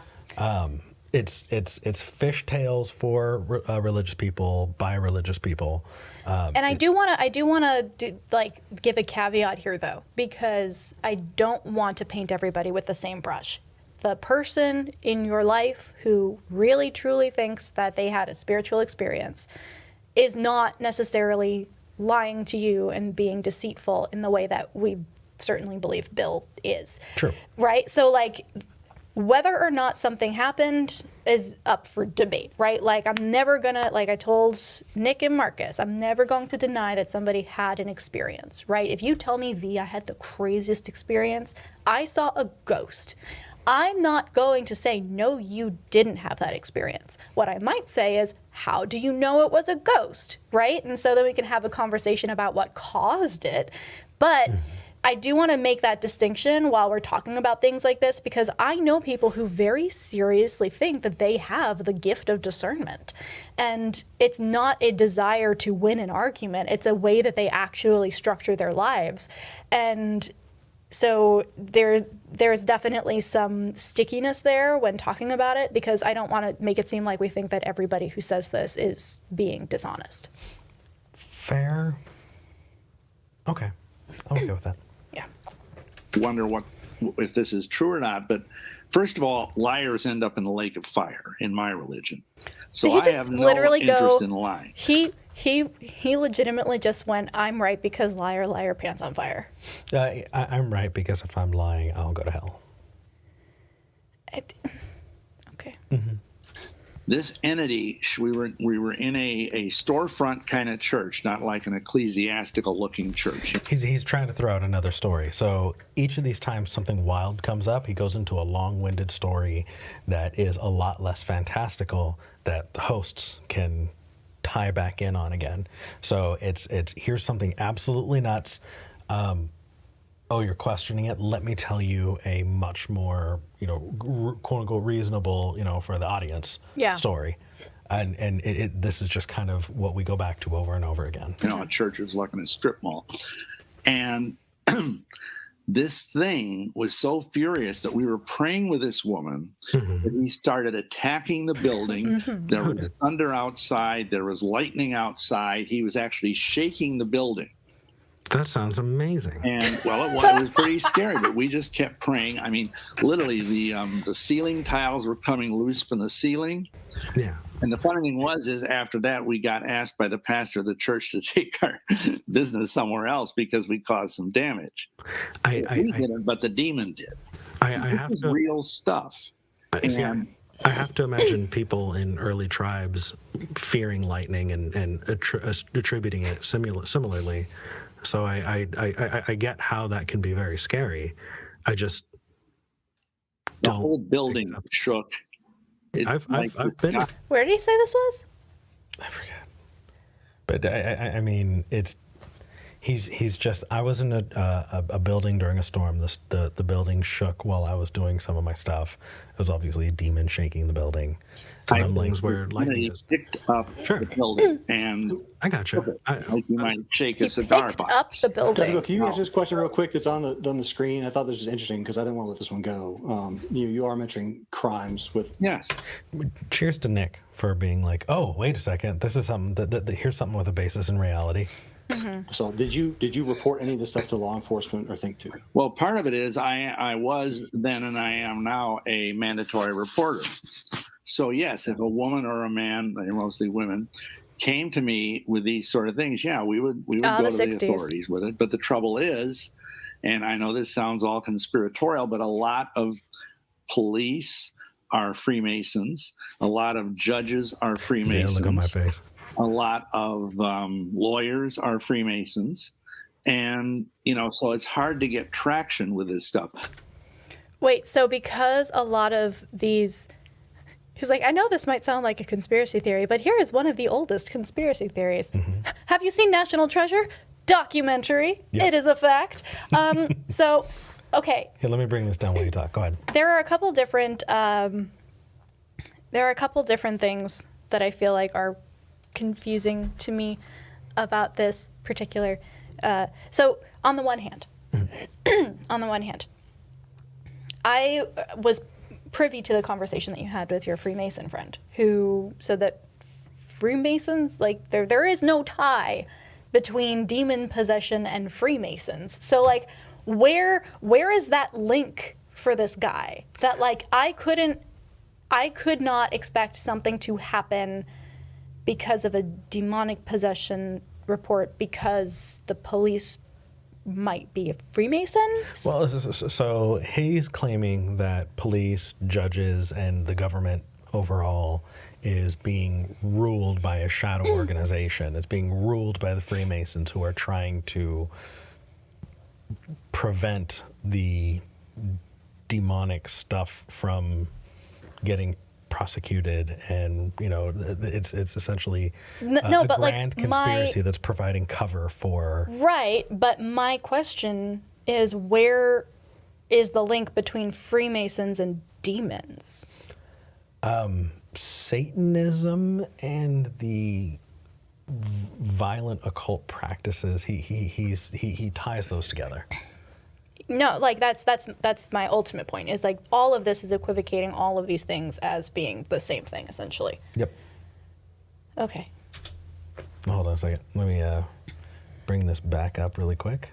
I wanted you to be able to just gesture without, Partly because it sounds unbelievable. Yeah, absolutely, Bill. This is a grand conspiracy we're talking about. Like how many, do you think like half of people are lying? Like let's do this, Eric. Let's talk a little bit about. Tell me, because I'm trying to stop. Okay, I do kind of resent that Nick jumped in. So Bill throws out this massive fucking crazy conspiracy theory claim.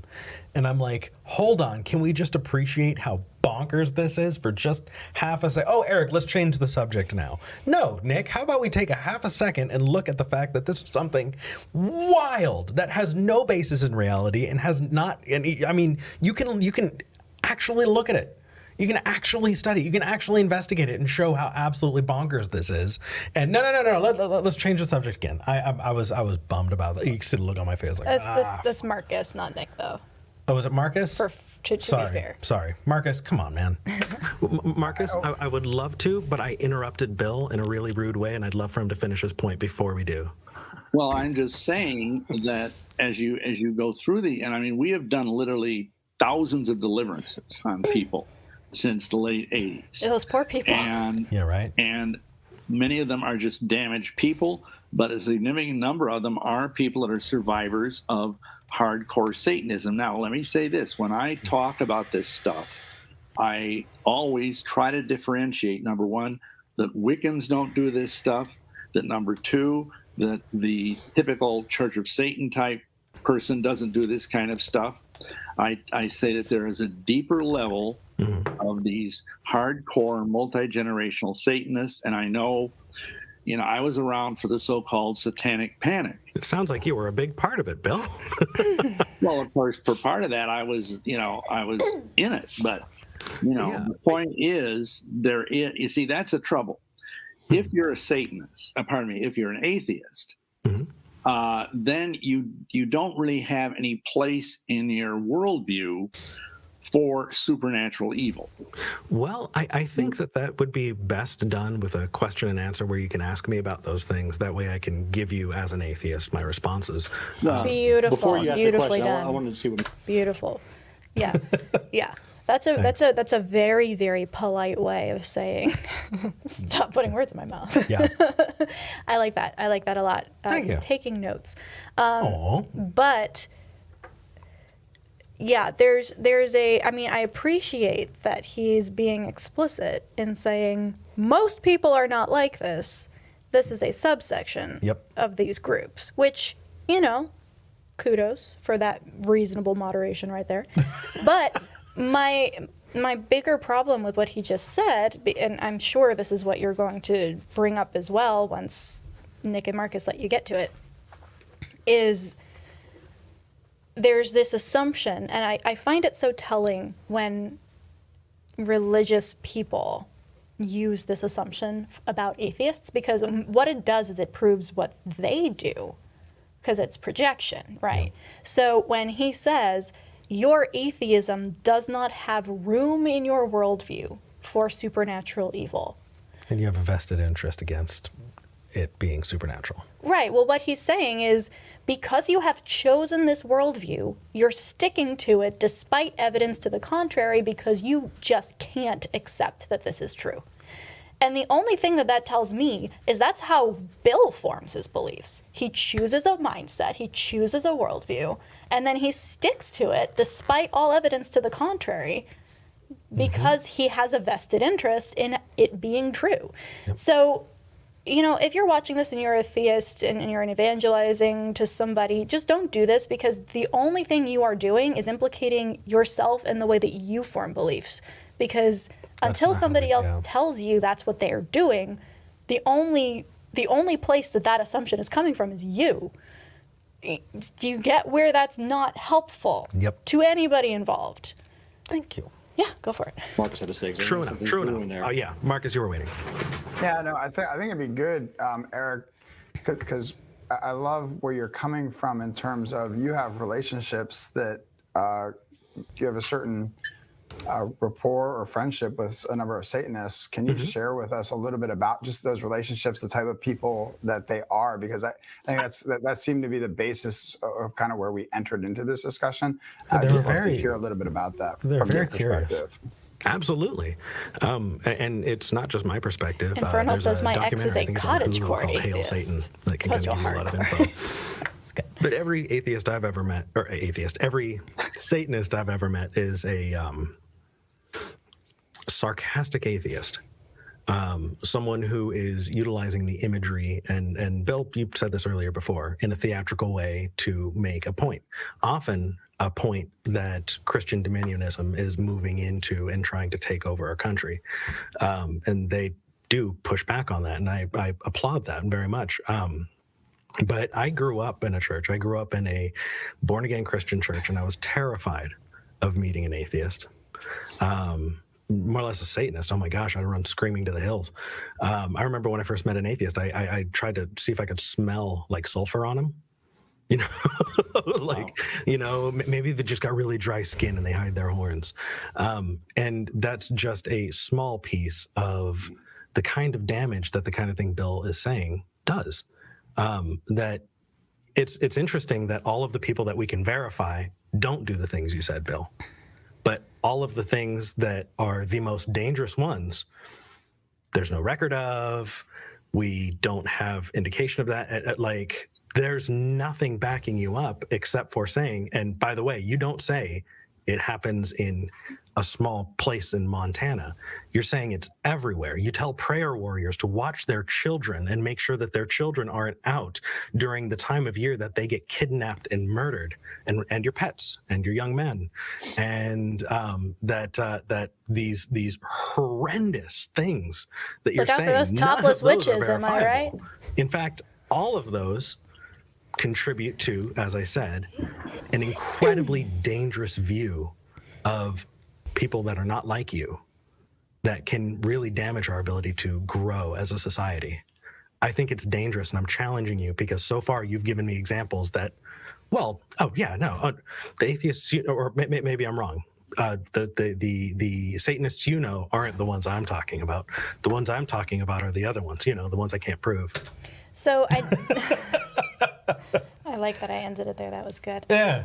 Excuse me. I've got a little bit of dry throat. So I'll do that in a minute. So this actually ties in very, very well to a conversation that's currently happening on Facebook right now in the SG members group. Which, if you haven't been to, we have a members group on Facebook, and it's awesome.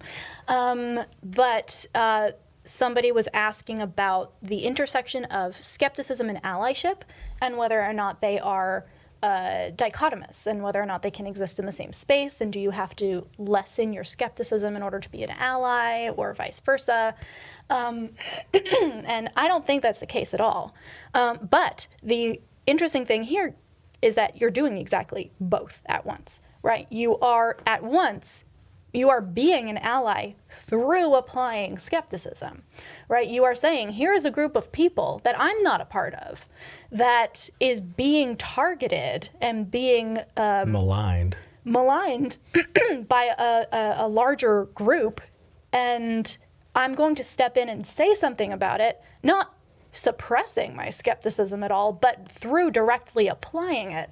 And so there is a direct correlation between applying skepticism to claims and being a good ally. Mm-hmm. So I think that's that's just something that I've been discussing with people over the last day or so, and it's interesting to see it pop up here.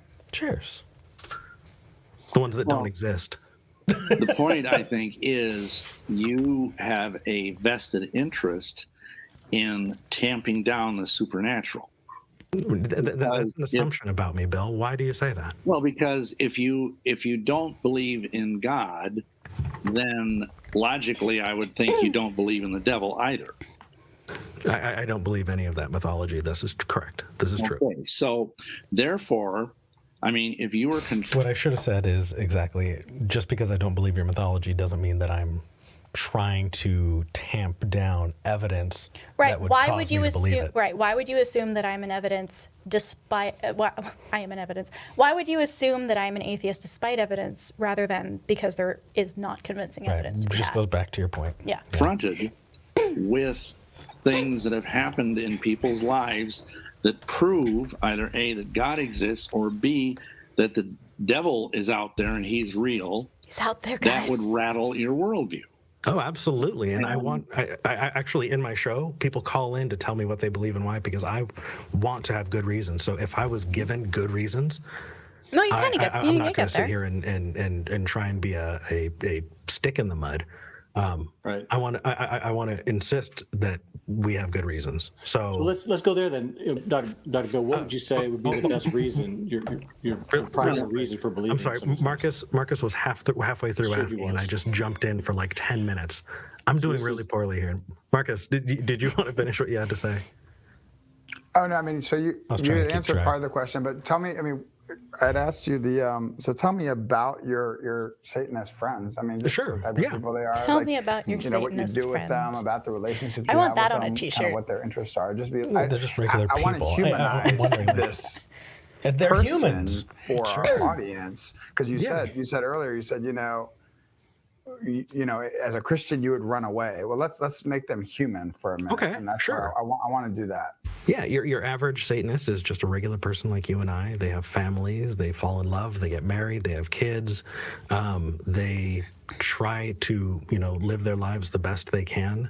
The idea that there is somehow, or for some reason, some inherent built-in hatred towards you. That's just not how that works. That's making a statement about an entire group. And you start moving into the realm of bigotry when you do that. And so your average Satanist is someone who usually left the church, was a believer, left. The Satanist that helped me, actually, Dietrich, was raised in a household with Bill's books, knows a lot about Bill. And the fear-mongering that happened in his house actually encouraged him and was a big player in the reason why he's now a Satanist. But Satanism Good, Bill. really Good job. You made a Satanist. A lot of theater, and what they do is really political, and it's kind of amazing. So when you have the 10 Commandments being put up in front of a courthouse, why are you doing that? Well, we have religious freedom to do that. Okay, we have a statue of Satan. Will you put ours up too?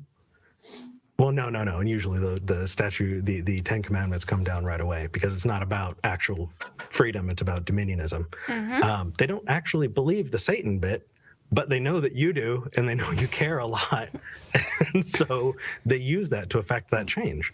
We have a Satanist in the comments, by the way. Oh, cool. Yeah, there's one. Christ Puncher. I believe it's here with us right now as well. Yeah, he's just a spicy atheist. We have 7 fundamental tenets. Christ Puncher, have you ever met a Satanist who, Bill, how did you put it? Prayed and fasted for the destruction of Christian families, churches, and schools? I would love to find out. Damn, a single throwing Satanist. his words now, Bill, right you said back many. It's at all him. over the place. Yes. Yes. Great. It was yes. It was a. Okay. Who has prayed and fasted? Hold on. He's never ever. Oh, got it. Oh, he must have been saying yes to being a Satanist. Never ever. Well, they must be all over the place. I mean, Bill, you say that in your videos. So where are they? I'm not saying they're all over the place, but I am. You do in your videos. Yes, you do. Well, when I say all over the place, what I mean is it's not like there's tens of thousands of them. I don't say all over the place. Yes, you do. Well, when I say all over the place. Yep. Oh, Bill. Bill, come on, man. Yep. Oh, that's funny. But what I am saying is that in most good-sized cities, they are there. And, they in some cases, the hardcore people, they do need to have victims. But we don't have police records. We don't have missing persons reports. Well, it's because they're all Freemasons, Eric. It's an unfalsifiable claim. The grand conspiracy. Oh, my gosh. Also, I do want to bring up in the chat, Louisa says, Spiritism is a branch of spiritualism founded by Allan Kardec in the middle 19th century in France. Oh, so thank you, Louisa. Thank you. I did not know that. That's really good to know. Over here, Lieutenant Larry Jones. Are you giving me a single example? Because I can give you examples too. Well, I'm sure. About an hour north of here, there was a woman who murdered her child because Christ was coming. Does she? Right? Yeah, definitely. Not all Christians murder their child because Christ is coming, but the ones who do. I'm sure that's a very common phenomenon. Exactly, and that's why I'm wondering why. Well, I was trying to add this Lieutenant Larry Jones. He was a police officer. I think he was a state trooper in Idaho, He was kind enough to write a foreword to my book, Lucifer Dethroned. The vampire one. And basically, he made a career out of trying to get through the red tape that surrounded him, at least in his state. You can't generalize, but in his state, you can't generalize, with Eric. all the he read it that one time in a thing about the people who found the other thing in the place. You can't generalize. The obfuscation and the attempts Not the by ones who law don't, just the ones who enforcement do. to conceal Okay. some of this stuff. So you promote a grand conspiracy. Well, I don't know how grand it is, but Well, it is a it's got to conspiracy. be grand enough. Okay. I mean, Psalm 2 says that the kingdoms of the earth are in conspiracy against the Lord and against his anointed. And I know you don't give a rip about the Bible, but there is a conspiracy. Actually, I have several Bibles, and I've read many of them multiple times, including the Book of Mormon. We'll get there, by the way. You do say that Mormons are secretly Satanists as well, right? No, I say they're secretly Luciferians. Got it. Okay. What would be good is to have, I love your description of your Satanist relations, Eric, and I would love to. That makes you sound like you've had sex with very many Satanists. Yeah, Your Satanist relations. No, although now I want to see if there's a shirt that says Satanists do it better. Would you buy a shirt that says Satanists do it better? I think I might buy a shirt that says Satanists do it better. I don't know where I'd wear it, but everywhere. I feel like on principle after this conversation, I kind of want it. Oh my God. Get Bill to really respond to that. I think please. You make a good point, and I want to point back to that and ask you, Bill, to react to that. Guys, okay, I don't. Maybe it's just like a different style or whatever.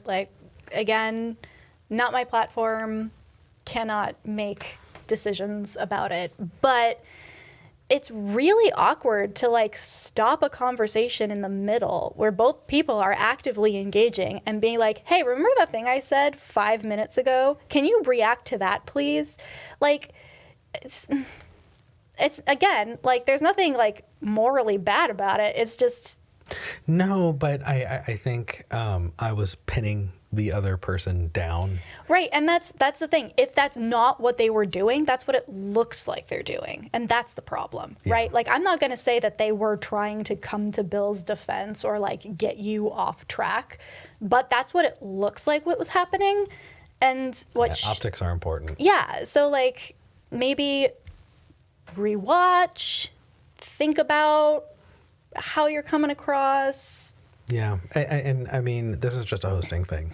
Yeah, no, exactly. This is not a personal thing. This is just as a host of a show where these kinds of conversations happen all the time. Yeah, on the other side of it, we have to keep a lot of meta information in our heads. So if somebody calls in to talk about trans issues, do you think I'm going to ever, even if I have a good point, talk over you to the caller? Yeah, and it's even more simpler than that. This happens on atheist call-in shows as well, where somebody will call in and they'll be like, I want to talk about how God cured my grandmother of Alzheimer's. I was going to say AIDS, and that felt weird, so I'm going to go with Alzheimer's instead. Okay. But somebody calls in with that topic, and you can take that multiple ways. And the way that a lot of the call-in shows tend to take it, at least in my experience, have been well, how do you know that which God, and go in this other direction that they want to go in. Yeah. And they don't actually follow the conversation where it's going and get to the meat of the issue, which is the silver bullet argument. Yeah, where it's well, which God? Or well, the Bible's immoral because slavery. So why should I believe anything you say? Yeah, sure. The first time that was pointed out, that was a great gotcha. But 5 years later, it's kind of all right, well, clearly that person is not calling in for that reason. Why are you having this conversation? And it feels similar here where it's they know where they want to get to and they know what they don't want to happen. And so they're trying, or at least it looks like they're trying, to avoid conversations going down more uncomfortable routes. And I don't know. And you miss out on better conversations that way. Agreed. And knowing Nick, at least as well as I know him, I think I can afford to be charitable on this and say that's not what Nick would want. Yeah. But that's what it looks like. No, exactly. Exactly. So, again, okay. Kind of Eric's description. There are people like you and I. They go to work, they raise kids, they pay their taxes, etc. Can you? Well, what's your reaction? I don't doubt that. I mean, when I was a member of the Church of Satan, Oh, I he had didn't a say job. it. I He was went to going to say work, when I I did was all a the Satanist, stuff. and he did not. I don't imagine, most people who interact with me would look twice at me. Probably look a little more weird now than I did then. So, yeah, I mean, I don't doubt what he's saying, but the problem is there are people out there, and I don't know if your friends like dress in any kind of an eccentric fashion, wear black, wear a pentagram around their neck, stuff like that. Sure. Because I did do that. I had a cloisonne medallion from the Church of Satan that I wore all the time, things like that. But yeah. Imagine wearing a symbol of your religion around your neck. And that's just wild. Just out there. He seems very preoccupied with how people dress. Yeah. Like he's brought it up multiple times. I've watched him on podcasts where he just goes off on how women are dressing too slutty, how back in his day there was it's a thing. You want to be a fashion designer in another life? I don't know. Just observe. I don't know. Those patterns are clashing. When you start having literally thousands of people coming to you over basically since 1988, needing ministry, needing help, and I'd say at least somewhere around a third of them are testifying to this stuff. How many people? Let me finish. How many people, does it take? And most of these people have gone to the authorities, or I've taken them to the authorities and said, okay, this is being alleged, and and nothing ever comes of it. Well, it has. I mean, look at Dan and Fran Keller, right? Two people who were accused of a lot of satanic stuff. They believe they ran a child care. They were put in prison for over 20 years before they were released because they never should have been put in there because those accusations were not true. So well, I don't know the details of that particular case. You could Google it. There are tons of people. Is that the McMartin thing? This is the Kellers. Oh, so are you? Oh, different people who were abused by this worldview. Yeah. If everybody's going to the police with a bullshit claim, and the police go, okay, they look into it and it's bullshit. There's no plurality of that that's going to make it less bullshit. And so the idea that thousands of people have gone to the police and claimed these wild things, if they turn out to not be true, then they're not true.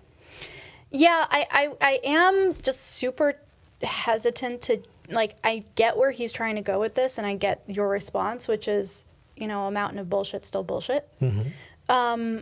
But there are a lot of things that do get taken to the police that get dismissed that are true. So having bringing that in at all for me is kind of weird, and I prefer to But what he's trying to use as evidence is the claim that he's taken thousands of people to the police, and the police have hidden the evidence of the evil.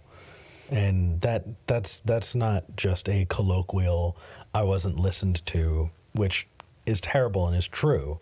That is hiding immense amounts of crazy claims under the same blanket as something that is legitimate. And I don't think those belong together. No, exactly, which is why I would avoid that line of conversation altogether, because having that conversation at all on the same level equates them necessarily. So focusing on other aspects of that, I think, would be more helpful just in general. Yeah. But yeah. Are you making a claim that there are quite a few people that have been jailed falsely for Oh my satanic. goodness. Well, so Every one the of kind of them. accusations that Bill's throwing out there are the kinds of things that people, like the Nazis did that about the Jews before justifying the Holocaust, saying they're eating your babies and they're slaughtering and they have these dark rituals. That goes back as long as humans have othered people and as long as humans have vilified and dehumanized people. And so I don't think that's unique. I just think it's dangerous nonetheless. Or they, Right now, I'd say after. Yeah. We need to get through this. This is Okay. we've got some time left still. But I brought it up. What he's doing is the exact same kind of dehumanization that leads to the Yeah. Holocaust. Yeah. were they accusations or were they claims, Eric? So if we're talking about the Satanic Panic, Bill can just verify with me. Those were accusations, but most of the time, they're unfounded, unreal claims like Bill makes. Bill, you were on a Flat Earther podcast recently. Do you believe Well, in it a was a flat few Earth? years ago. Yeah. You do believe in a flat Earth? Let's watch the Yeah. hosts again. Okay. And I'm assuming you believe in a 7,000-year-old Earth as well? Yes. Okay. Do you think humans lived alongside dinosaurs? Well, first of all, I don't. That's a yes. I don't. That's a yes. If you ever ask anybody, do you believe that humans lived alongside dinosaurs, and they go, It's real easy to say no. well, first of all, that's a yes. Yeah, and it's a deflection. It's good. Know that that's the thing that is germane to what we're talking about, but no, I really don't. I understand. Let me contextualize it. You're right. That wasn't germane. The reason I'm bringing it up is because I want to point out to the Christians who are watching this, Bill does not exemplify your worldview. Bill, I've heard you call people normies who don't believe in the conspiracies that you've taken to. Do you think what was it, Dungeons and Dragons? You worked with Jack Chick on spreading fear about Dungeons and Dragons, right? Well, I was doing it before I met Jack Chick. Hold on. Wait. But Okay, you were the OG fearmonger. Okay. Sorry. Yeah, that's not a thing that's not how you respond to that claim. Yeah. I mean, he's being honest about it, He is. which is great, which is cool, like good for him, but also like, oh yeah, you did this terrible thing. Oh, I was doing that terrible thing way before the other person was doing like Yep. oh okay. OG fearmonger. Oh gosh. first of all, Nick is just like it's important to understand that in my particular case, and I've said that So just to preface this, I started getting into details that I had no right getting into, and I screwed up in this next part. okay. Yeah, walk us through that when it happens. Yeah. this many times over the years, people from the D&D company whose name escapes me at the moment. Wizards of the Coast. Right, yeah. It wasn't Wizards of the Coast, by the way. Oh, well, Wizards of the Coast bought them out in like the 90s. so it wasn't. Oh gosh, that's embarrassing. It is, especially because he's going to give a really, really stupid claim. But because I got that part wrong, it now appears like he knows more about it, possibly lending credibility to the idea that he's about, of the claim that he's going to make, which is, it's stupid. You'll see. No, but you said the wrong thing, and he was like, "Oh yeah, that one." Yeah.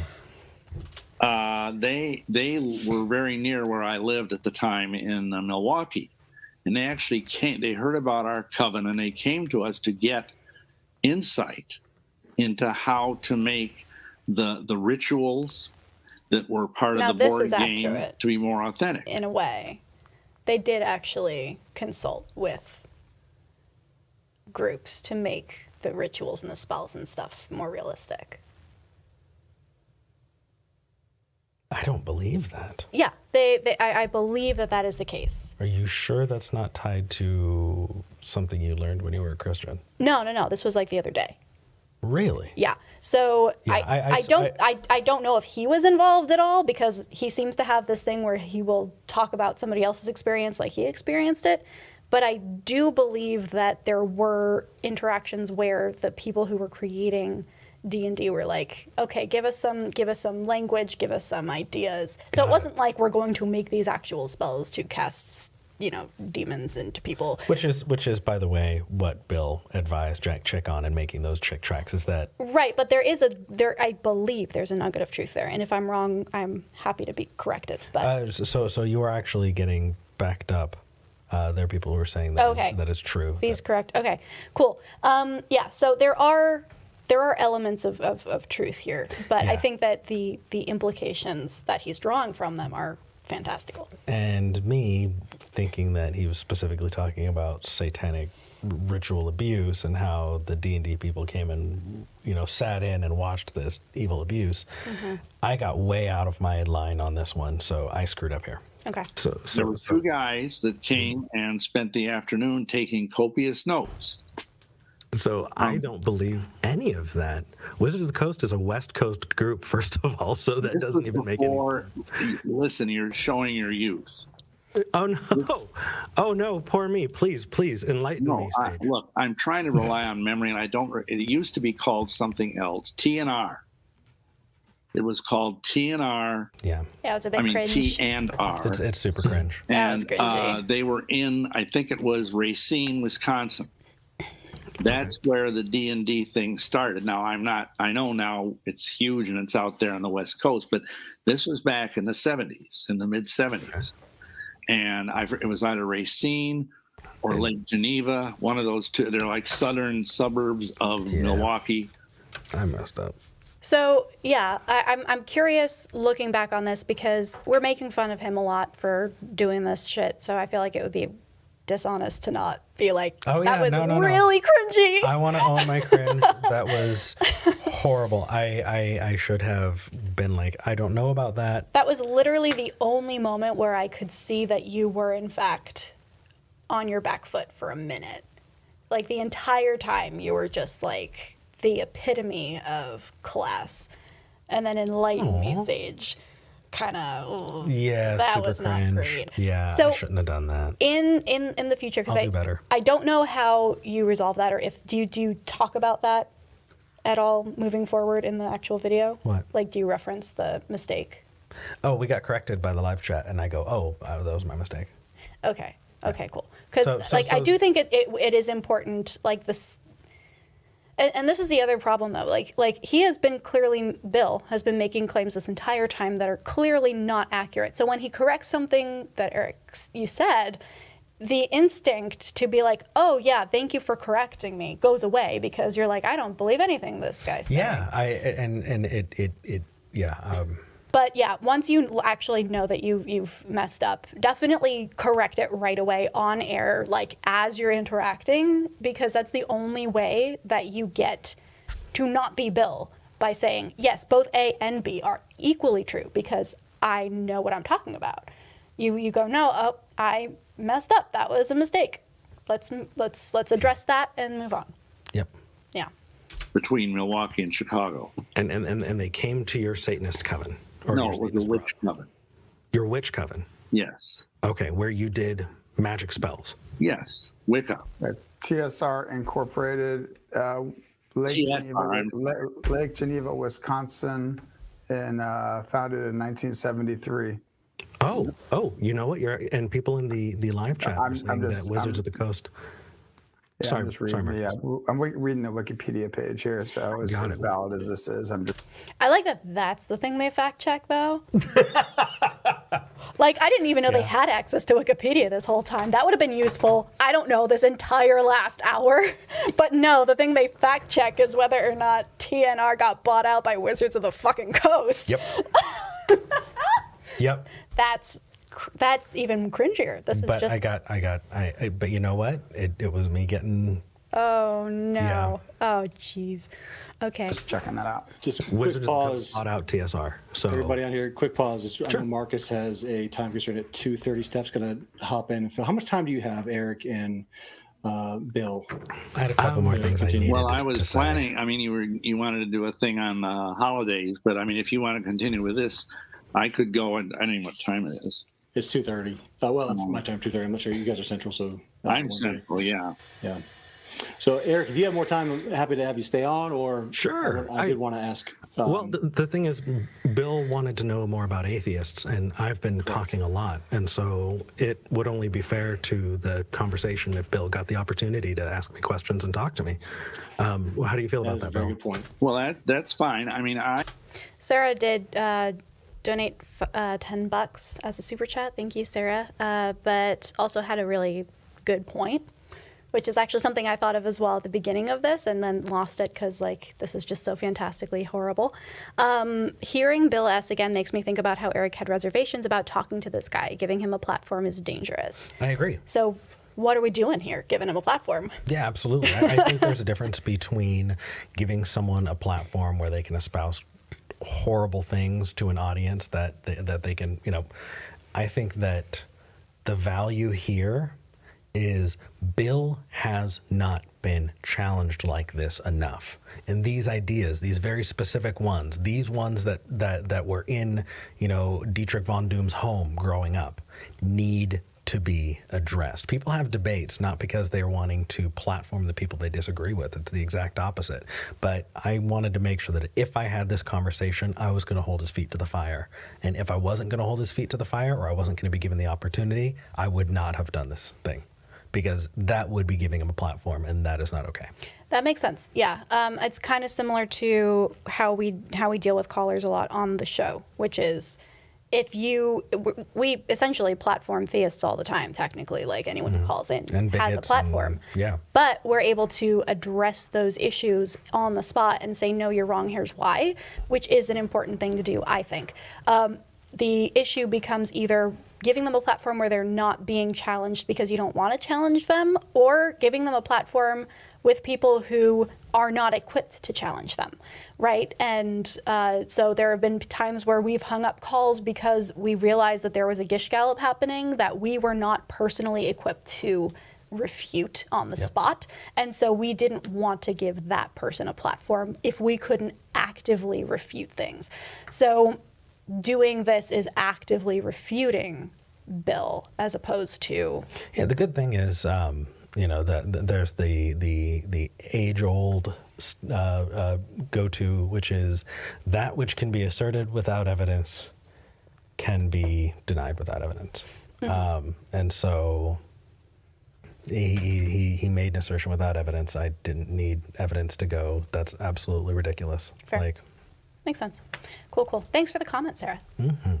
I think in all of this, because there's kind of an undercurrent here where I think you've attempted to make me seem to be kind of a nut. Eric, what are you doing? Making him seem like kind of a nut. Yeah. Yeah. He published a book called Space Invaders that wasn't fiction, and he's worried that you're making him look silly. Yep. Oh, yeah. That's the reaction I was hoping for this whole... Thank you. That's amazing. Yep. Eric, how dare you? So, flat Earth, aliens, magic spells, and human sacrifice that there's no evidence for, plus stories that... I mean, I'm not saying you're a nut. I'm saying the things you believe are nuts. Well, here's the thing. I mean, I can remember, for example, when I was out in Seattle working with Saints Alive, 4 or 5 times I was called on by the police to go and visit satanic ritual sites where there was evidence, forensic evidence of crimes being committed. This would have been 88, 89, 90. Deep in the middle of Satanic Panic. Yes, but that doesn't keep it from being true. Where there's smoke, there's fire. Okay, so are the police Freemasons who are suppressing this stuff, or are they people who really want to solve these things and are calling him in to look at these very real crime scenes?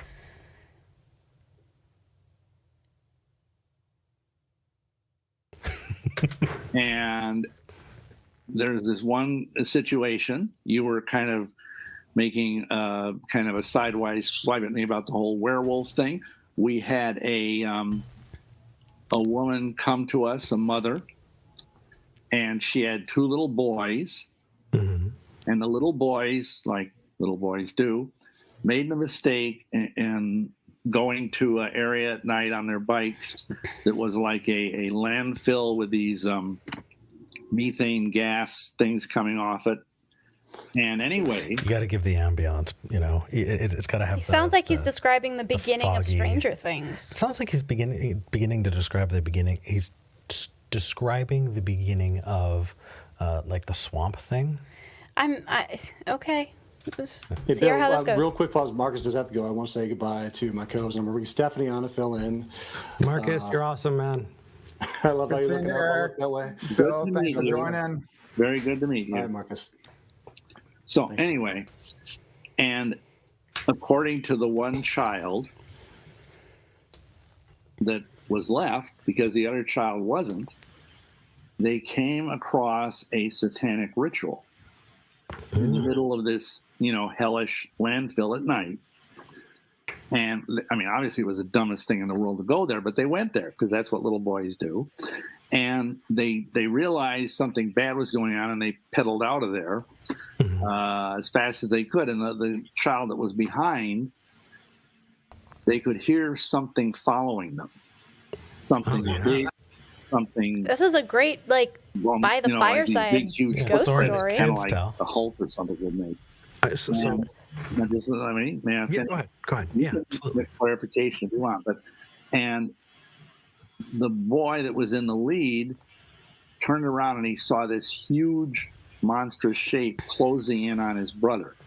And he was so terrified that he just kept pedaling, and he heard his brother scream, and then it started getting in on him, this big shape. And this is all, they went to the police with this.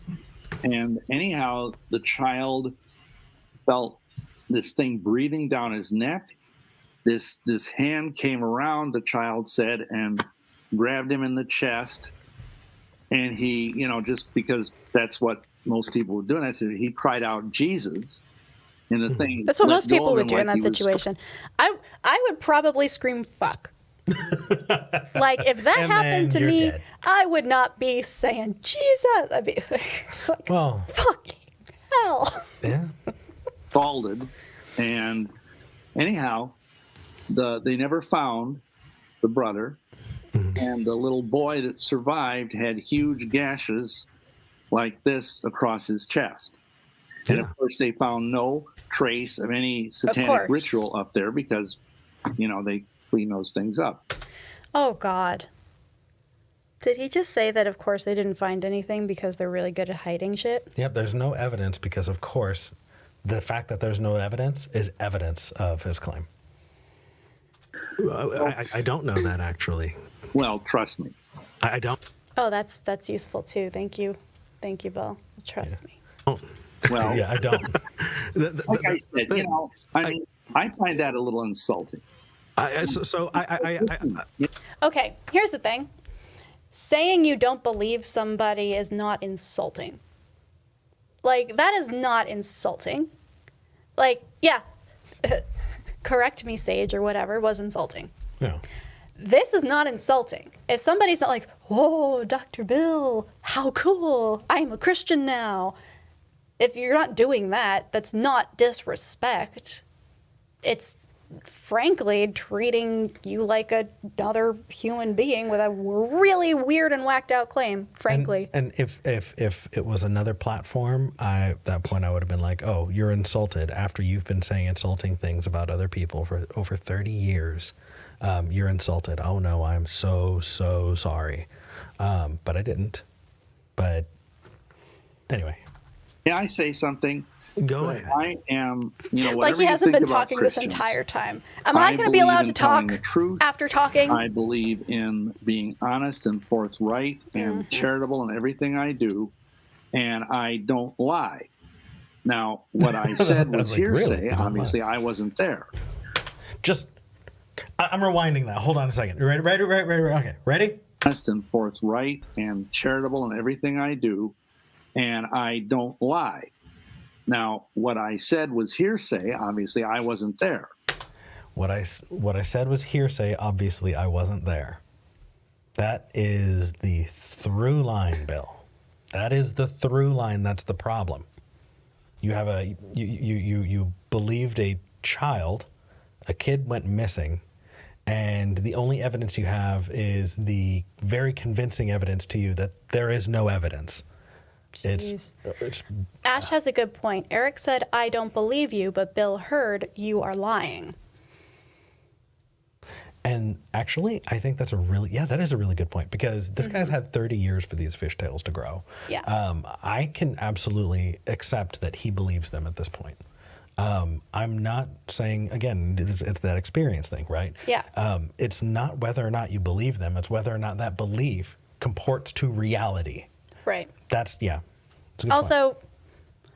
a kid, like, okay, if the kid... I have stories of running away from monsters as kids. I do too, but That's also, a kid like, thing. this is the real story. If indeed one of these boys got lost and was never found, that's disturbing, because this thing didn't happen, but what did? Mm-hmm. And what did that little boy feel like he had to lie in order to get out of trouble for probably being in a place he was supposed to be in the first place? Yeah. But, like, here's the thing. That little kid, there are so many logistical things that could have gone through that poor child's head to get to the place where he was saying this. Mm-hmm.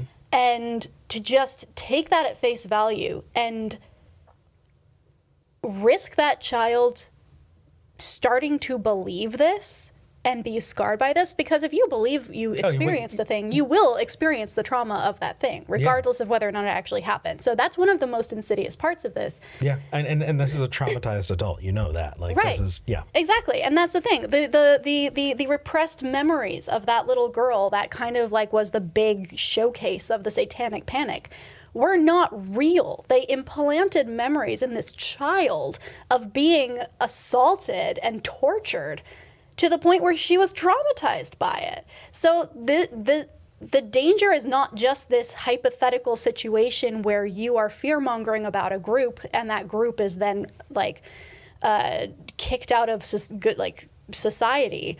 That could happen, and it does happen. The much more like immediate effect of these things is that individual people, especially kids, have these experiences, are told it's freaking demons, and then live their entire lives with these memories that never happened, because they're backing up Bill's ability to make fucking cash off of it. Yeah. It's horrifying. And for people who don't know, when V says implanting memories, you don't need alien technology to implant memories. All you got to do is look at how really, really poor psychiatry led to the trauma of so many children during the Satanic Panic. It is motivated and leading questioning, and then the praising of the crazier stories. It leads kids into these things. That's how you get there. Yeah, and there have been experiments done, peer-reviewed stuff where people are. Do you remember that time you went skydiving?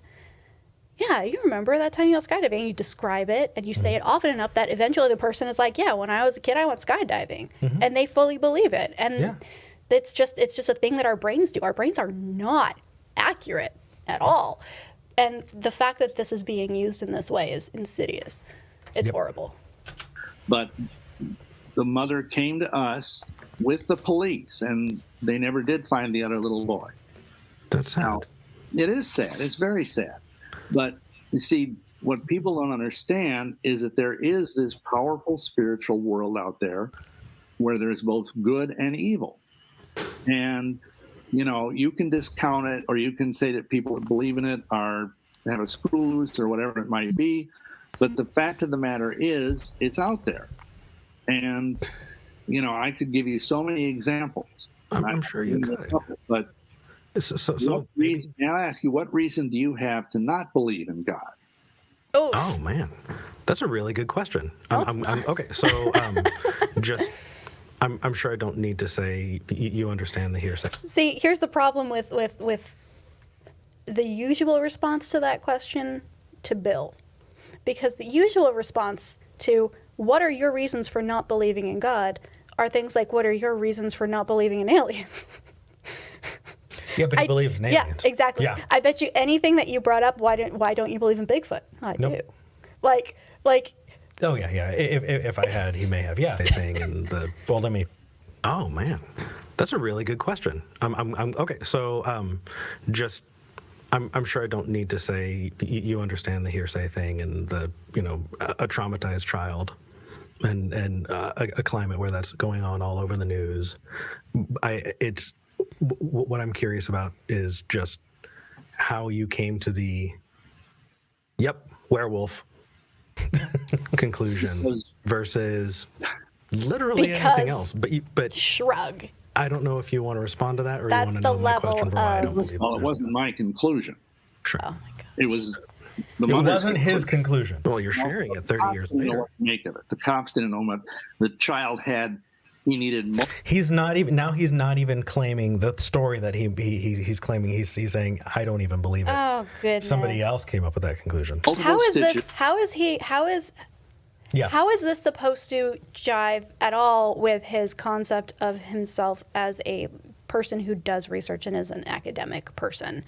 If literally he is admitting that he forms his beliefs around what third-person, secondhand accounts By children, and they're like, again, the fact that this poor family lost one of their kids, this mom is clearly somebody who has been taken advantage of by this panic and is thinking these horrifying things, and they have to live with that now. Yep. And it's not going to make it easier to like it's not saying that it's better to believe that something else happened to the kid, but like, why?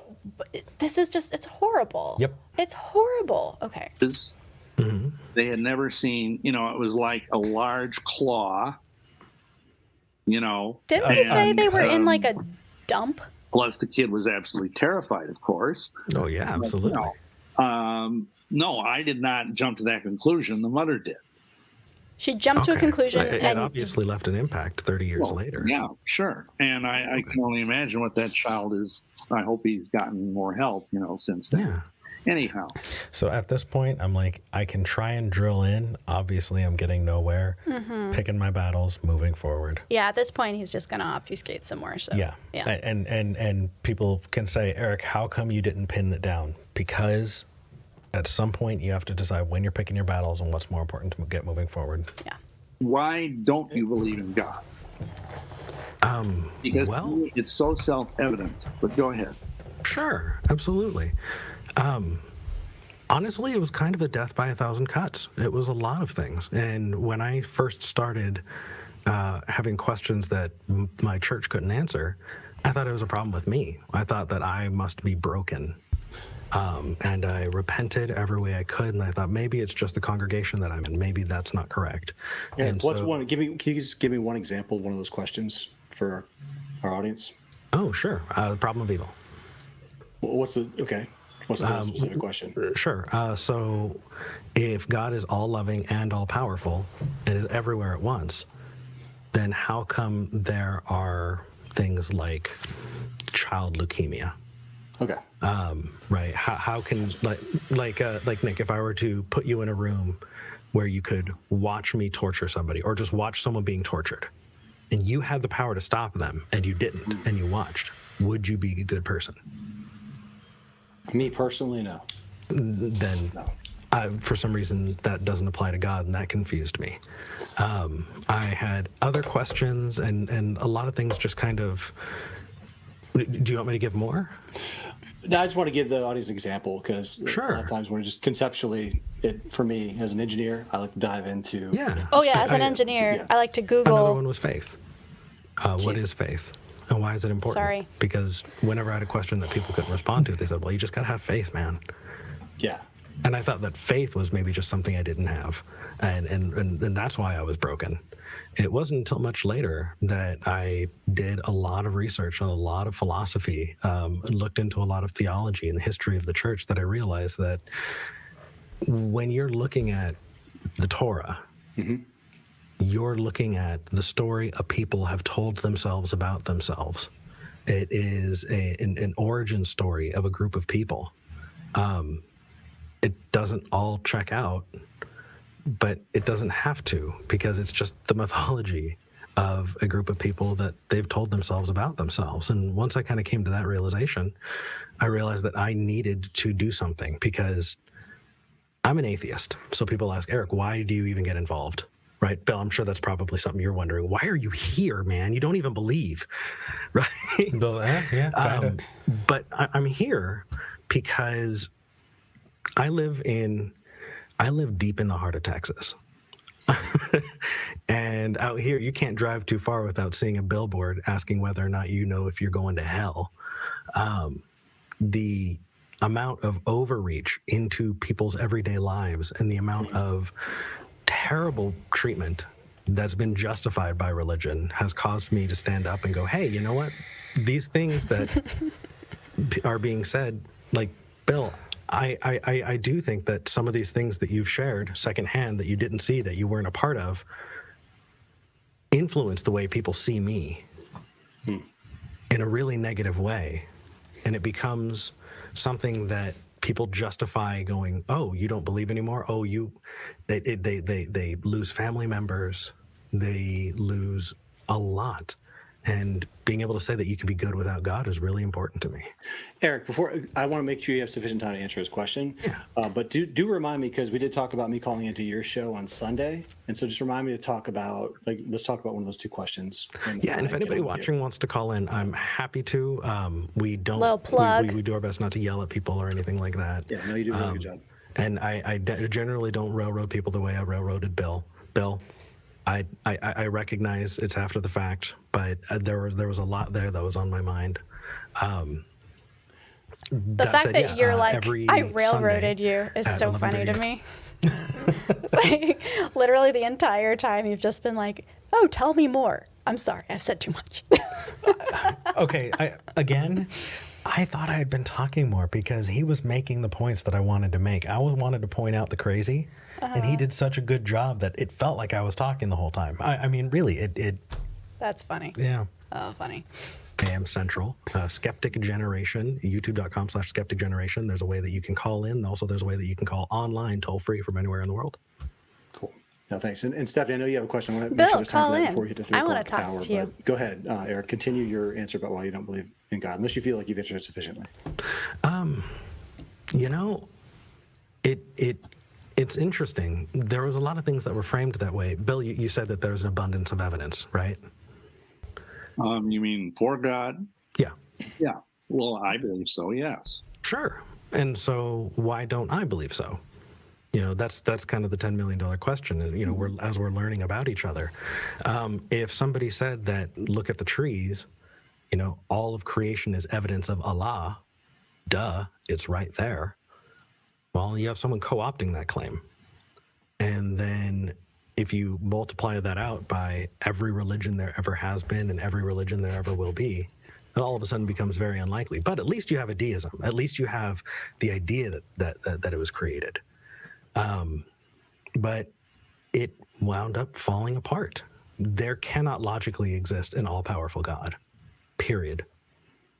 Bill, having a history in philosophy, I'm sure you can understand and agree with me, right? Well, no, because on the one hand, there is a... Can God create a boulder so heavy he can't lift it? No. How does that not work? Because all-powerfulness doesn't exist. Ta-da. Bill, come on.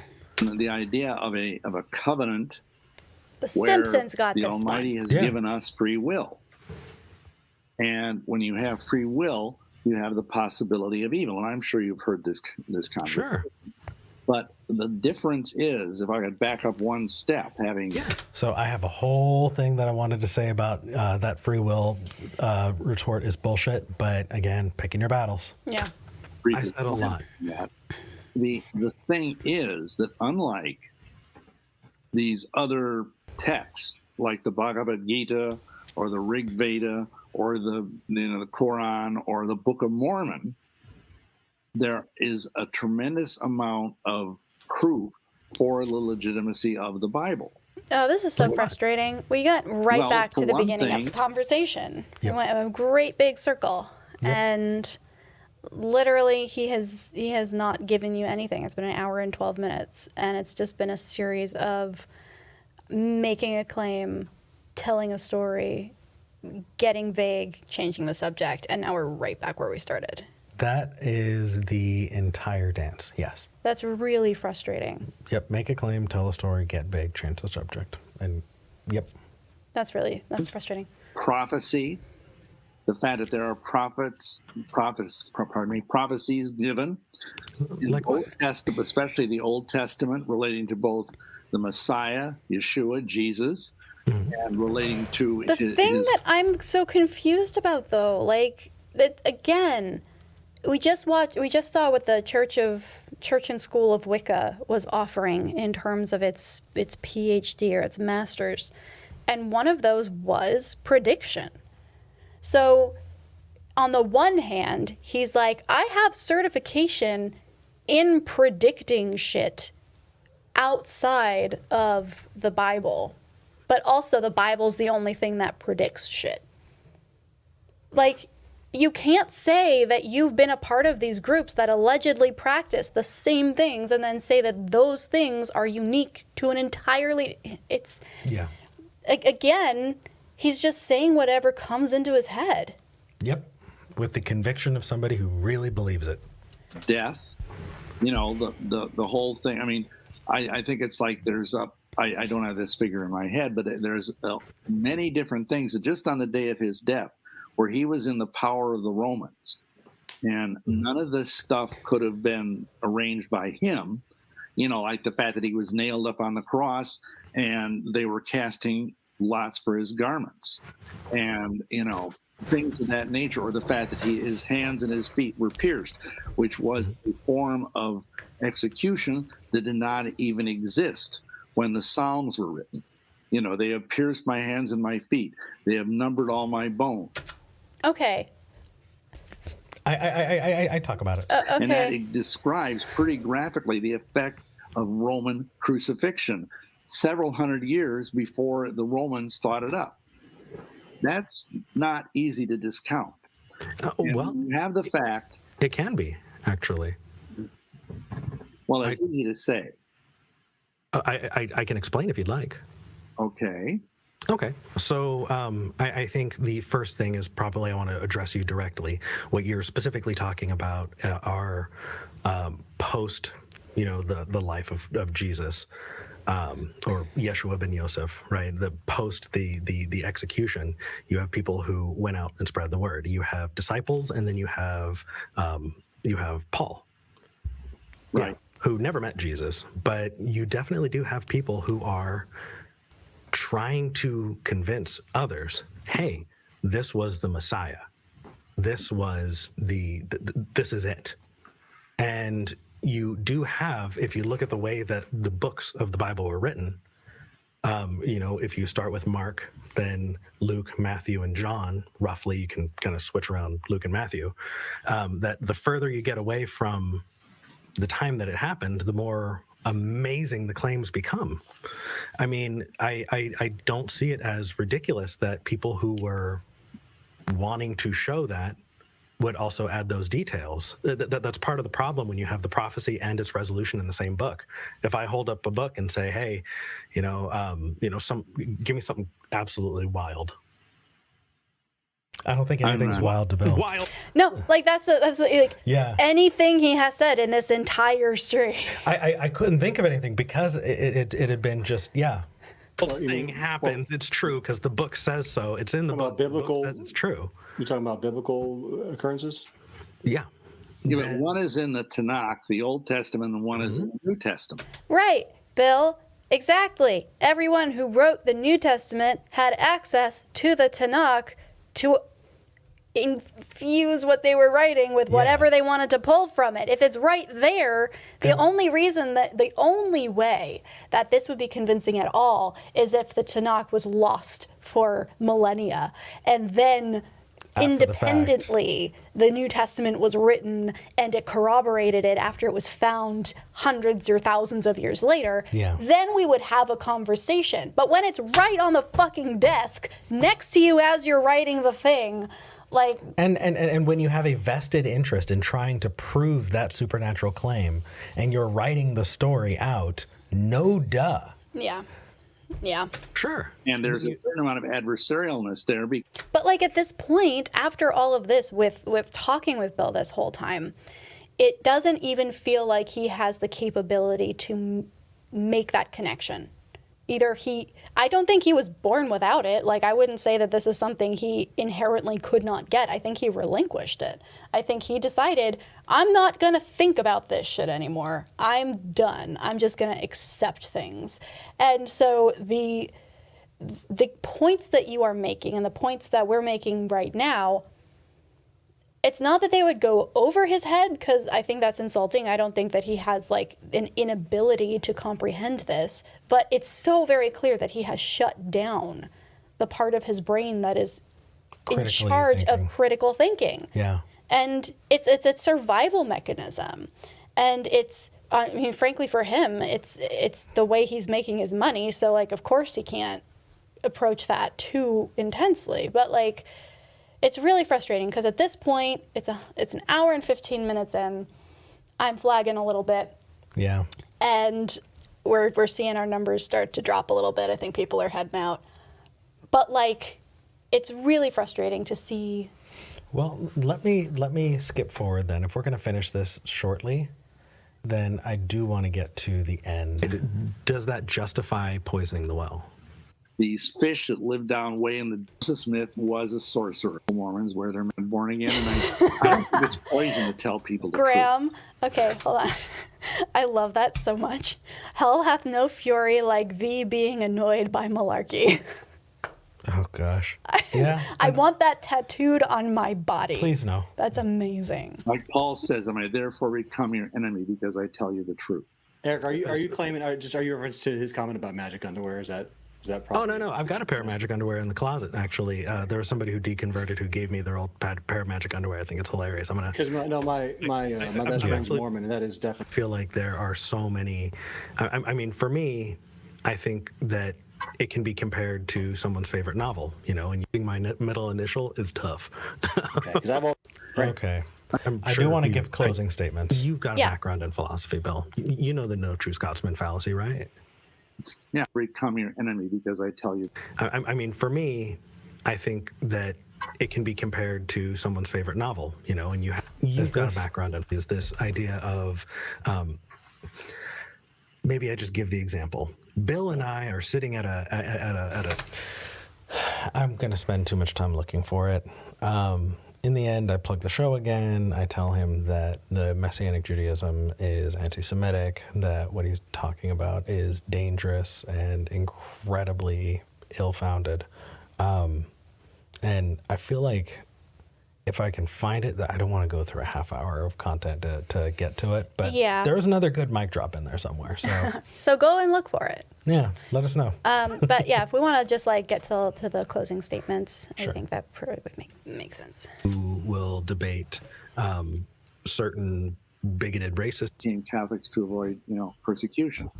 That hand of Mason that Thank you, Bill. Appreciate that. Go. Dr. Bill Schnoebelen. He had a couple of really big stories. Do you want to hear his full closing statements or no? Yeah, we can hear his closing statements. Okay. I have not been sufficiently battered over the head with these yet. No, their doctrine of Christ, their doctrine. They believe that the supreme. I understand. I actually have a way. I'm trying to Christian, get to. and that might be a good way to actually close us out. 'Cause I was about to get the closing words. It's 3:00, so maybe I don't Someone's asking what's on my shirt, by the way. Mouth, Bill, but I would like to. It's a bear in a sweater how you define with a pipe. True born again Christmas bear believer for the audience. Maybe that, and then just anything you'd want to say in closing. And obviously, Eric, I'd love to ask you the same question. Okay. Well, I think a person is a born again Christian if they accepted Christ, Yeshua, as that they believe that he is Almighty God, come in the flesh, that he died on the cross for their sins, that he rose from the dead to give his people eternal life. Come in the flesh in the 60s. Succinct thing that I would say. let me just say, do I have like a couple minutes to say something about? But for clarification, in contrast, Mormons don't believe that. Is that right? Is that what you're saying? No, they don't. Okay. So they don't believe he's Almighty God. They believe he's a lesser God. They don't believe he died on the cross for their sins. In fact, Orson Pratt, who was a Mormon apostle during Brigham Young's time, said that he believed that the blood of Jesus Christ had no more efficacy than the blood of a dead dog. Damn. That's not Christian theology. I'm sorry. I've heard these sort of quotes myself. I mean, like I said, Eric, and everybody listening, my best hardcore. friend is a Mormon, so I've done They're good people. a lot of Mormon research myself. They're very good. There's a lot of stuff out there. Okay. Go ahead. I'm sorry, I didn't mean to interrupt. Go ahead. Well, I would just like to share. I mean, we've been talking about miracles. Your show is called Miracles. Right. Almost 20-year-old miracle. I mean, 20-year long miracle. When I was 6 years old, a Catholic, 20 long. I was leaving church, had my back to the altar, and a light came down out of the blue, and I saw heaven. I heard music that I had never heard before. It was so exquisite. It was so beautiful that it changed my entire life. Now, I wasn't on any drugs. I was 6 years old. It was like 1955, And I just stood there transfixed until a nun came up and kind of grabbed me and jostled me and freaked me out so much I actually ended up wetting my pants, which I'm not ashamed. I'm not proud of. Kids do that. Understandable. So, real quick, probably 16 years later, and mind you, this was in the middle of Iowa. I knew nothing about any other religion except the Catholic Church. Mm-hmm. I don't think I ever knew at that time in my life a non-Catholic. Anyway, I was in college, and I was a music major, and I was a huge fan of Leonard Bernstein. And are they he playing came Leonard out with this, Bernstein in he was heaven? commissioned by Is that what's happening? the Kennedy family to write a mass for the opening of the Kennedy Performing Arts Center. And I got it. I had to have it. Of course, like the 3 or 4 thing record set. This is back in the days of LP records. And I started listening to it. And when I got to what in the mass was called the Sanctus, this is his in the closing middle statement. of that means holy in Latin. In the middle of that thing, he morphed it into something that just gave me such goosebumps. It started going into what I now know is a Hebrew liturgical chant. Kadosh, Kadosh, Kadosh, Adonai Tzavot Melech Kol Haaretz Kevodo. But it was the melody I heard 16 years earlier when I saw heaven. And I was so dumbfounded, and I went and looked it up. You heard it here first, folks. The soundtrack to heaven is Leonard the Hebrew Bernstein. liturgy that's done on, well, actually, it's done every morning. And Yeah, so this wait, I didn't understand it. Okay. It was a miracle. So And like it wasn't until he many at years once later, again I is like, there's this music that I had never heard before that came out of nowhere that I heard, right? And then later I heard it again, and it turns out that people sing this every fucking morning. Mm-hmm. Like, you think maybe You heard it? at some point, Yep. somewhere, like I know you think that Iowa is just Catholic Central, but I bet you anything that there are other kinds of people in Iowa who probably would have had access to that chant. Yep. That's really frustrating. Okay. found out I was ethnically Jewish, even though I was raised Catholic. I mean, my background on both sides of my family is we were Jews. We skipped it. There is a part where I believe Nick jumps in and wanted clarity on the vampire thing. We did go into vampires a little bit more, and I asked if we just need to know whether or not you sparkled in the sunlight, Bill. I'll see if I can find that for you later. If somebody can find the timestamp, that was a good one. But became anyway. Catholics to avoid, persecution. So I just wanted to share that because I want people to understand that from a very early age, I was profoundly touched by heaven. And that touch, even through all of the darkness, Touched by heaven all of the in the weirdness, 60s. all of the incredibly bad things that I did in my life that I've been very out in the open about, the hand of God was with me. He got me out of it. He called me and he anointed me to tell people with my background or with Mormon background or with Mason that hey, there's hope in Christ. Isn't it so weird that at the age of 6, he was already touched by heaven and chosen by God, and yet somehow he went through Catholicism and then every possible form of paganism into Satanism, into Mormonism, into this, like, and it took him that long? Like, you'd think, like, what was the benefit of all of that? Like, why waste the time? Because the prodigal son. But if you're giving visions to a 6-year-old and already anointing them and knowing what they're going to do with their life, then what happens to the free will that he was just talking about? And I wish I would have brought that point up, but you pick your battles, you know? He can set you free from these things. And that's what I'd like to share. The end. Thank you, Bill. Appreciate that, Dr. Bill Schnoebelen. Eric Murphy. Eric, do you like Eric D. Murphy or Eric Murphy? As you close out? So It's actually Eric D. Eric Murphy. Murphy is such a generic name that finding me without including my middle initial is tough. Okay, because I've always said Eric D. Murphy. I just want to make sure I'm aligned with what you want. So, no, go ahead. Just casually Eric Murphy, because, you know, that's fine. But if you're trying to look me up, you'll probably have a little bit more luck looking for Eric D. Murphy. Got it. Go ahead. What kind of closing words do you have? Yes, sir. Sure. So I didn't know if I was going to want to have this discussion. There are some discussions that I think shouldn't be had anymore. There are people who will debate certain bigoted racist views, sexist views, and I just don't think that we should be arguing whether or not, you know, misogyny is still a thing. When I look at the kind of stuff that... What was that word? Misogyny. What? Misogyny is miscegenation. It's specifically the term for interracial. So we are. This is misogyny. I thought you were trying to say misogyny. No, misogyny. Okay.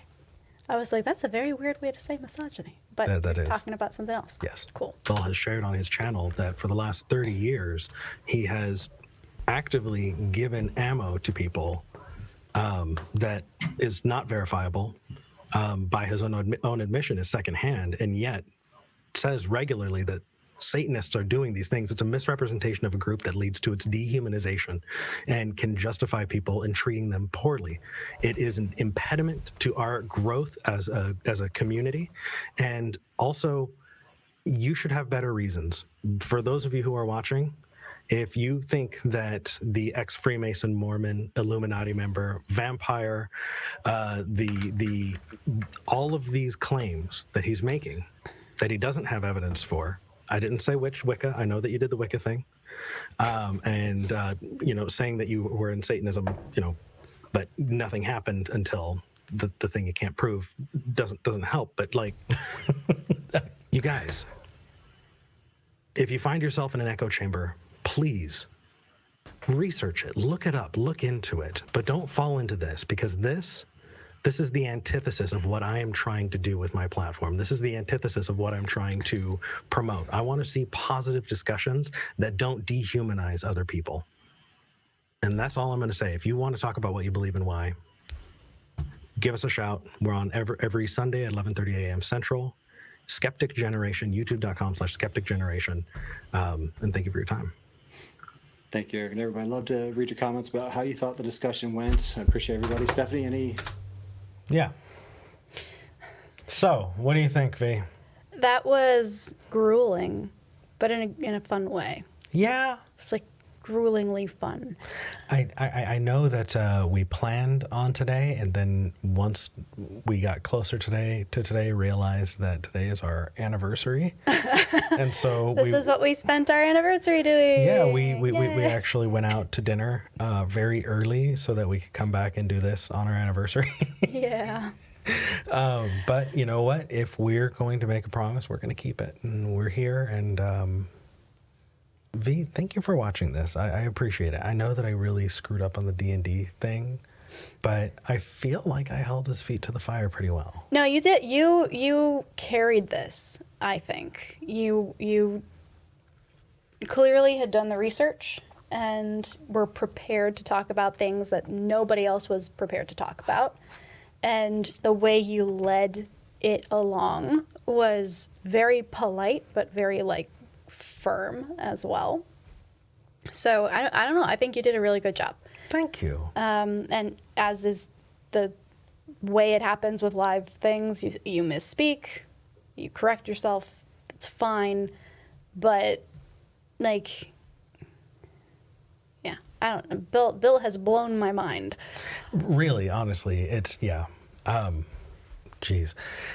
Before we go, I kind of want to read the super chats. Read the super chats? Absolutely. Yeah. Dave Gar, Ryan V, Sarah Dye, all shot us the $4, $5, $5. They didn't comment anything. They just sent emojis or little gifs saying good job or laughing. Thank you. Stickers. Amit sent $10. We noted earlier, fake degree in a fake science from a fake college. Anton shot us 20. I don't know what MX is. I don't either. Says ooh woo. Ooh woo back. Yeah, Salvatore. Sorry, go ahead. Salvatore sent us $5. Thanks for watching, Salvatore. Salvatore has called into Skeptic Generation multiple times. Happy holidays, Eric. I thought you handled this dude perfectly. Thank you. That's really good to hear as well, because one of the things we don't want to do when combating claims like this is also lump everybody who is a theist who is not a Christian into the same group, right? So the thing that I wanted to be doing this whole time as somebody who knows a lot about the history and practice of witchcraft is not be like, witchcraft? Well, that's stupid and doesn't exist, so, you know, haha, I win. But, you know, dive into the reasons why some versions of that are suspect and what about them is problematic. So the fact that somebody who does identify as a pagan is willing to be like, hey, you did a good job here, means that we're not doing that thing, which is good. I really hope so. It's exactly what you said when it comes to applying skepticism as an ally. Yeah. I will happily ally myself with anyone who's going to be dehumanized and treated that way, because we need to see each other as humans to have those conversations. Nat sent £3, says, awesome reactions, V and Eric. Chat is hilarious. Thank you. Jonathan Fuller sent $5. Thank you for defending my favorite hobby. By the way, anyone got a reasonably priced copy of that tract, of the chick tract? Yeah, I looked online, and you got to get them specially printed, and there's a minimum, and you don't want to give them that much money. Damn. Moldred Okay. sent $5, says, blessed beats imagine world peas. I don't understand that. Blessed be, imagine world peace. Oh, got it. Okay. Sarah Dye sent us $10 and made that comment about platforming, and we went into that a little bit. Thank you, Sarah. Amy sent $10. Laura V, $9.99. Loving your reactions and commentary. Thank you for the midweek treat. Melody Katie sent $10. Says, I enjoyed the original event and am enjoying this review too. Good, I'm glad. And Insomnia Doodles, $5. Some money for your time. Thank you. Thank you. And thank you for all of the anniversary wishes. We are going to, I'd like to just, make a drink and chillax after this. That sounds really good. After I hit evening. the restroom, it's been a long 3 hours. It has. Thank you for sticking around. If you like this stream, we can do more of them. Like we would love to continue to hang out with you randomly throughout the midweek. And then also, this is going to be up for about a week. As with our other live streams, what we do is we leave it up so everybody can access it for a little bit. And then we unlist it and we make it available to patrons only. So if you're interested in supporting us on Patreon, you get access in perpetuity to all of the live streams that we do. That said, Eric made a very good point at the beginning of this. You are not being charged for this. If you are a patron, this is free content. So no worries there. Yeah. Thank you, everybody. Thank you. And we will see you on Sunday. Bye. Bye.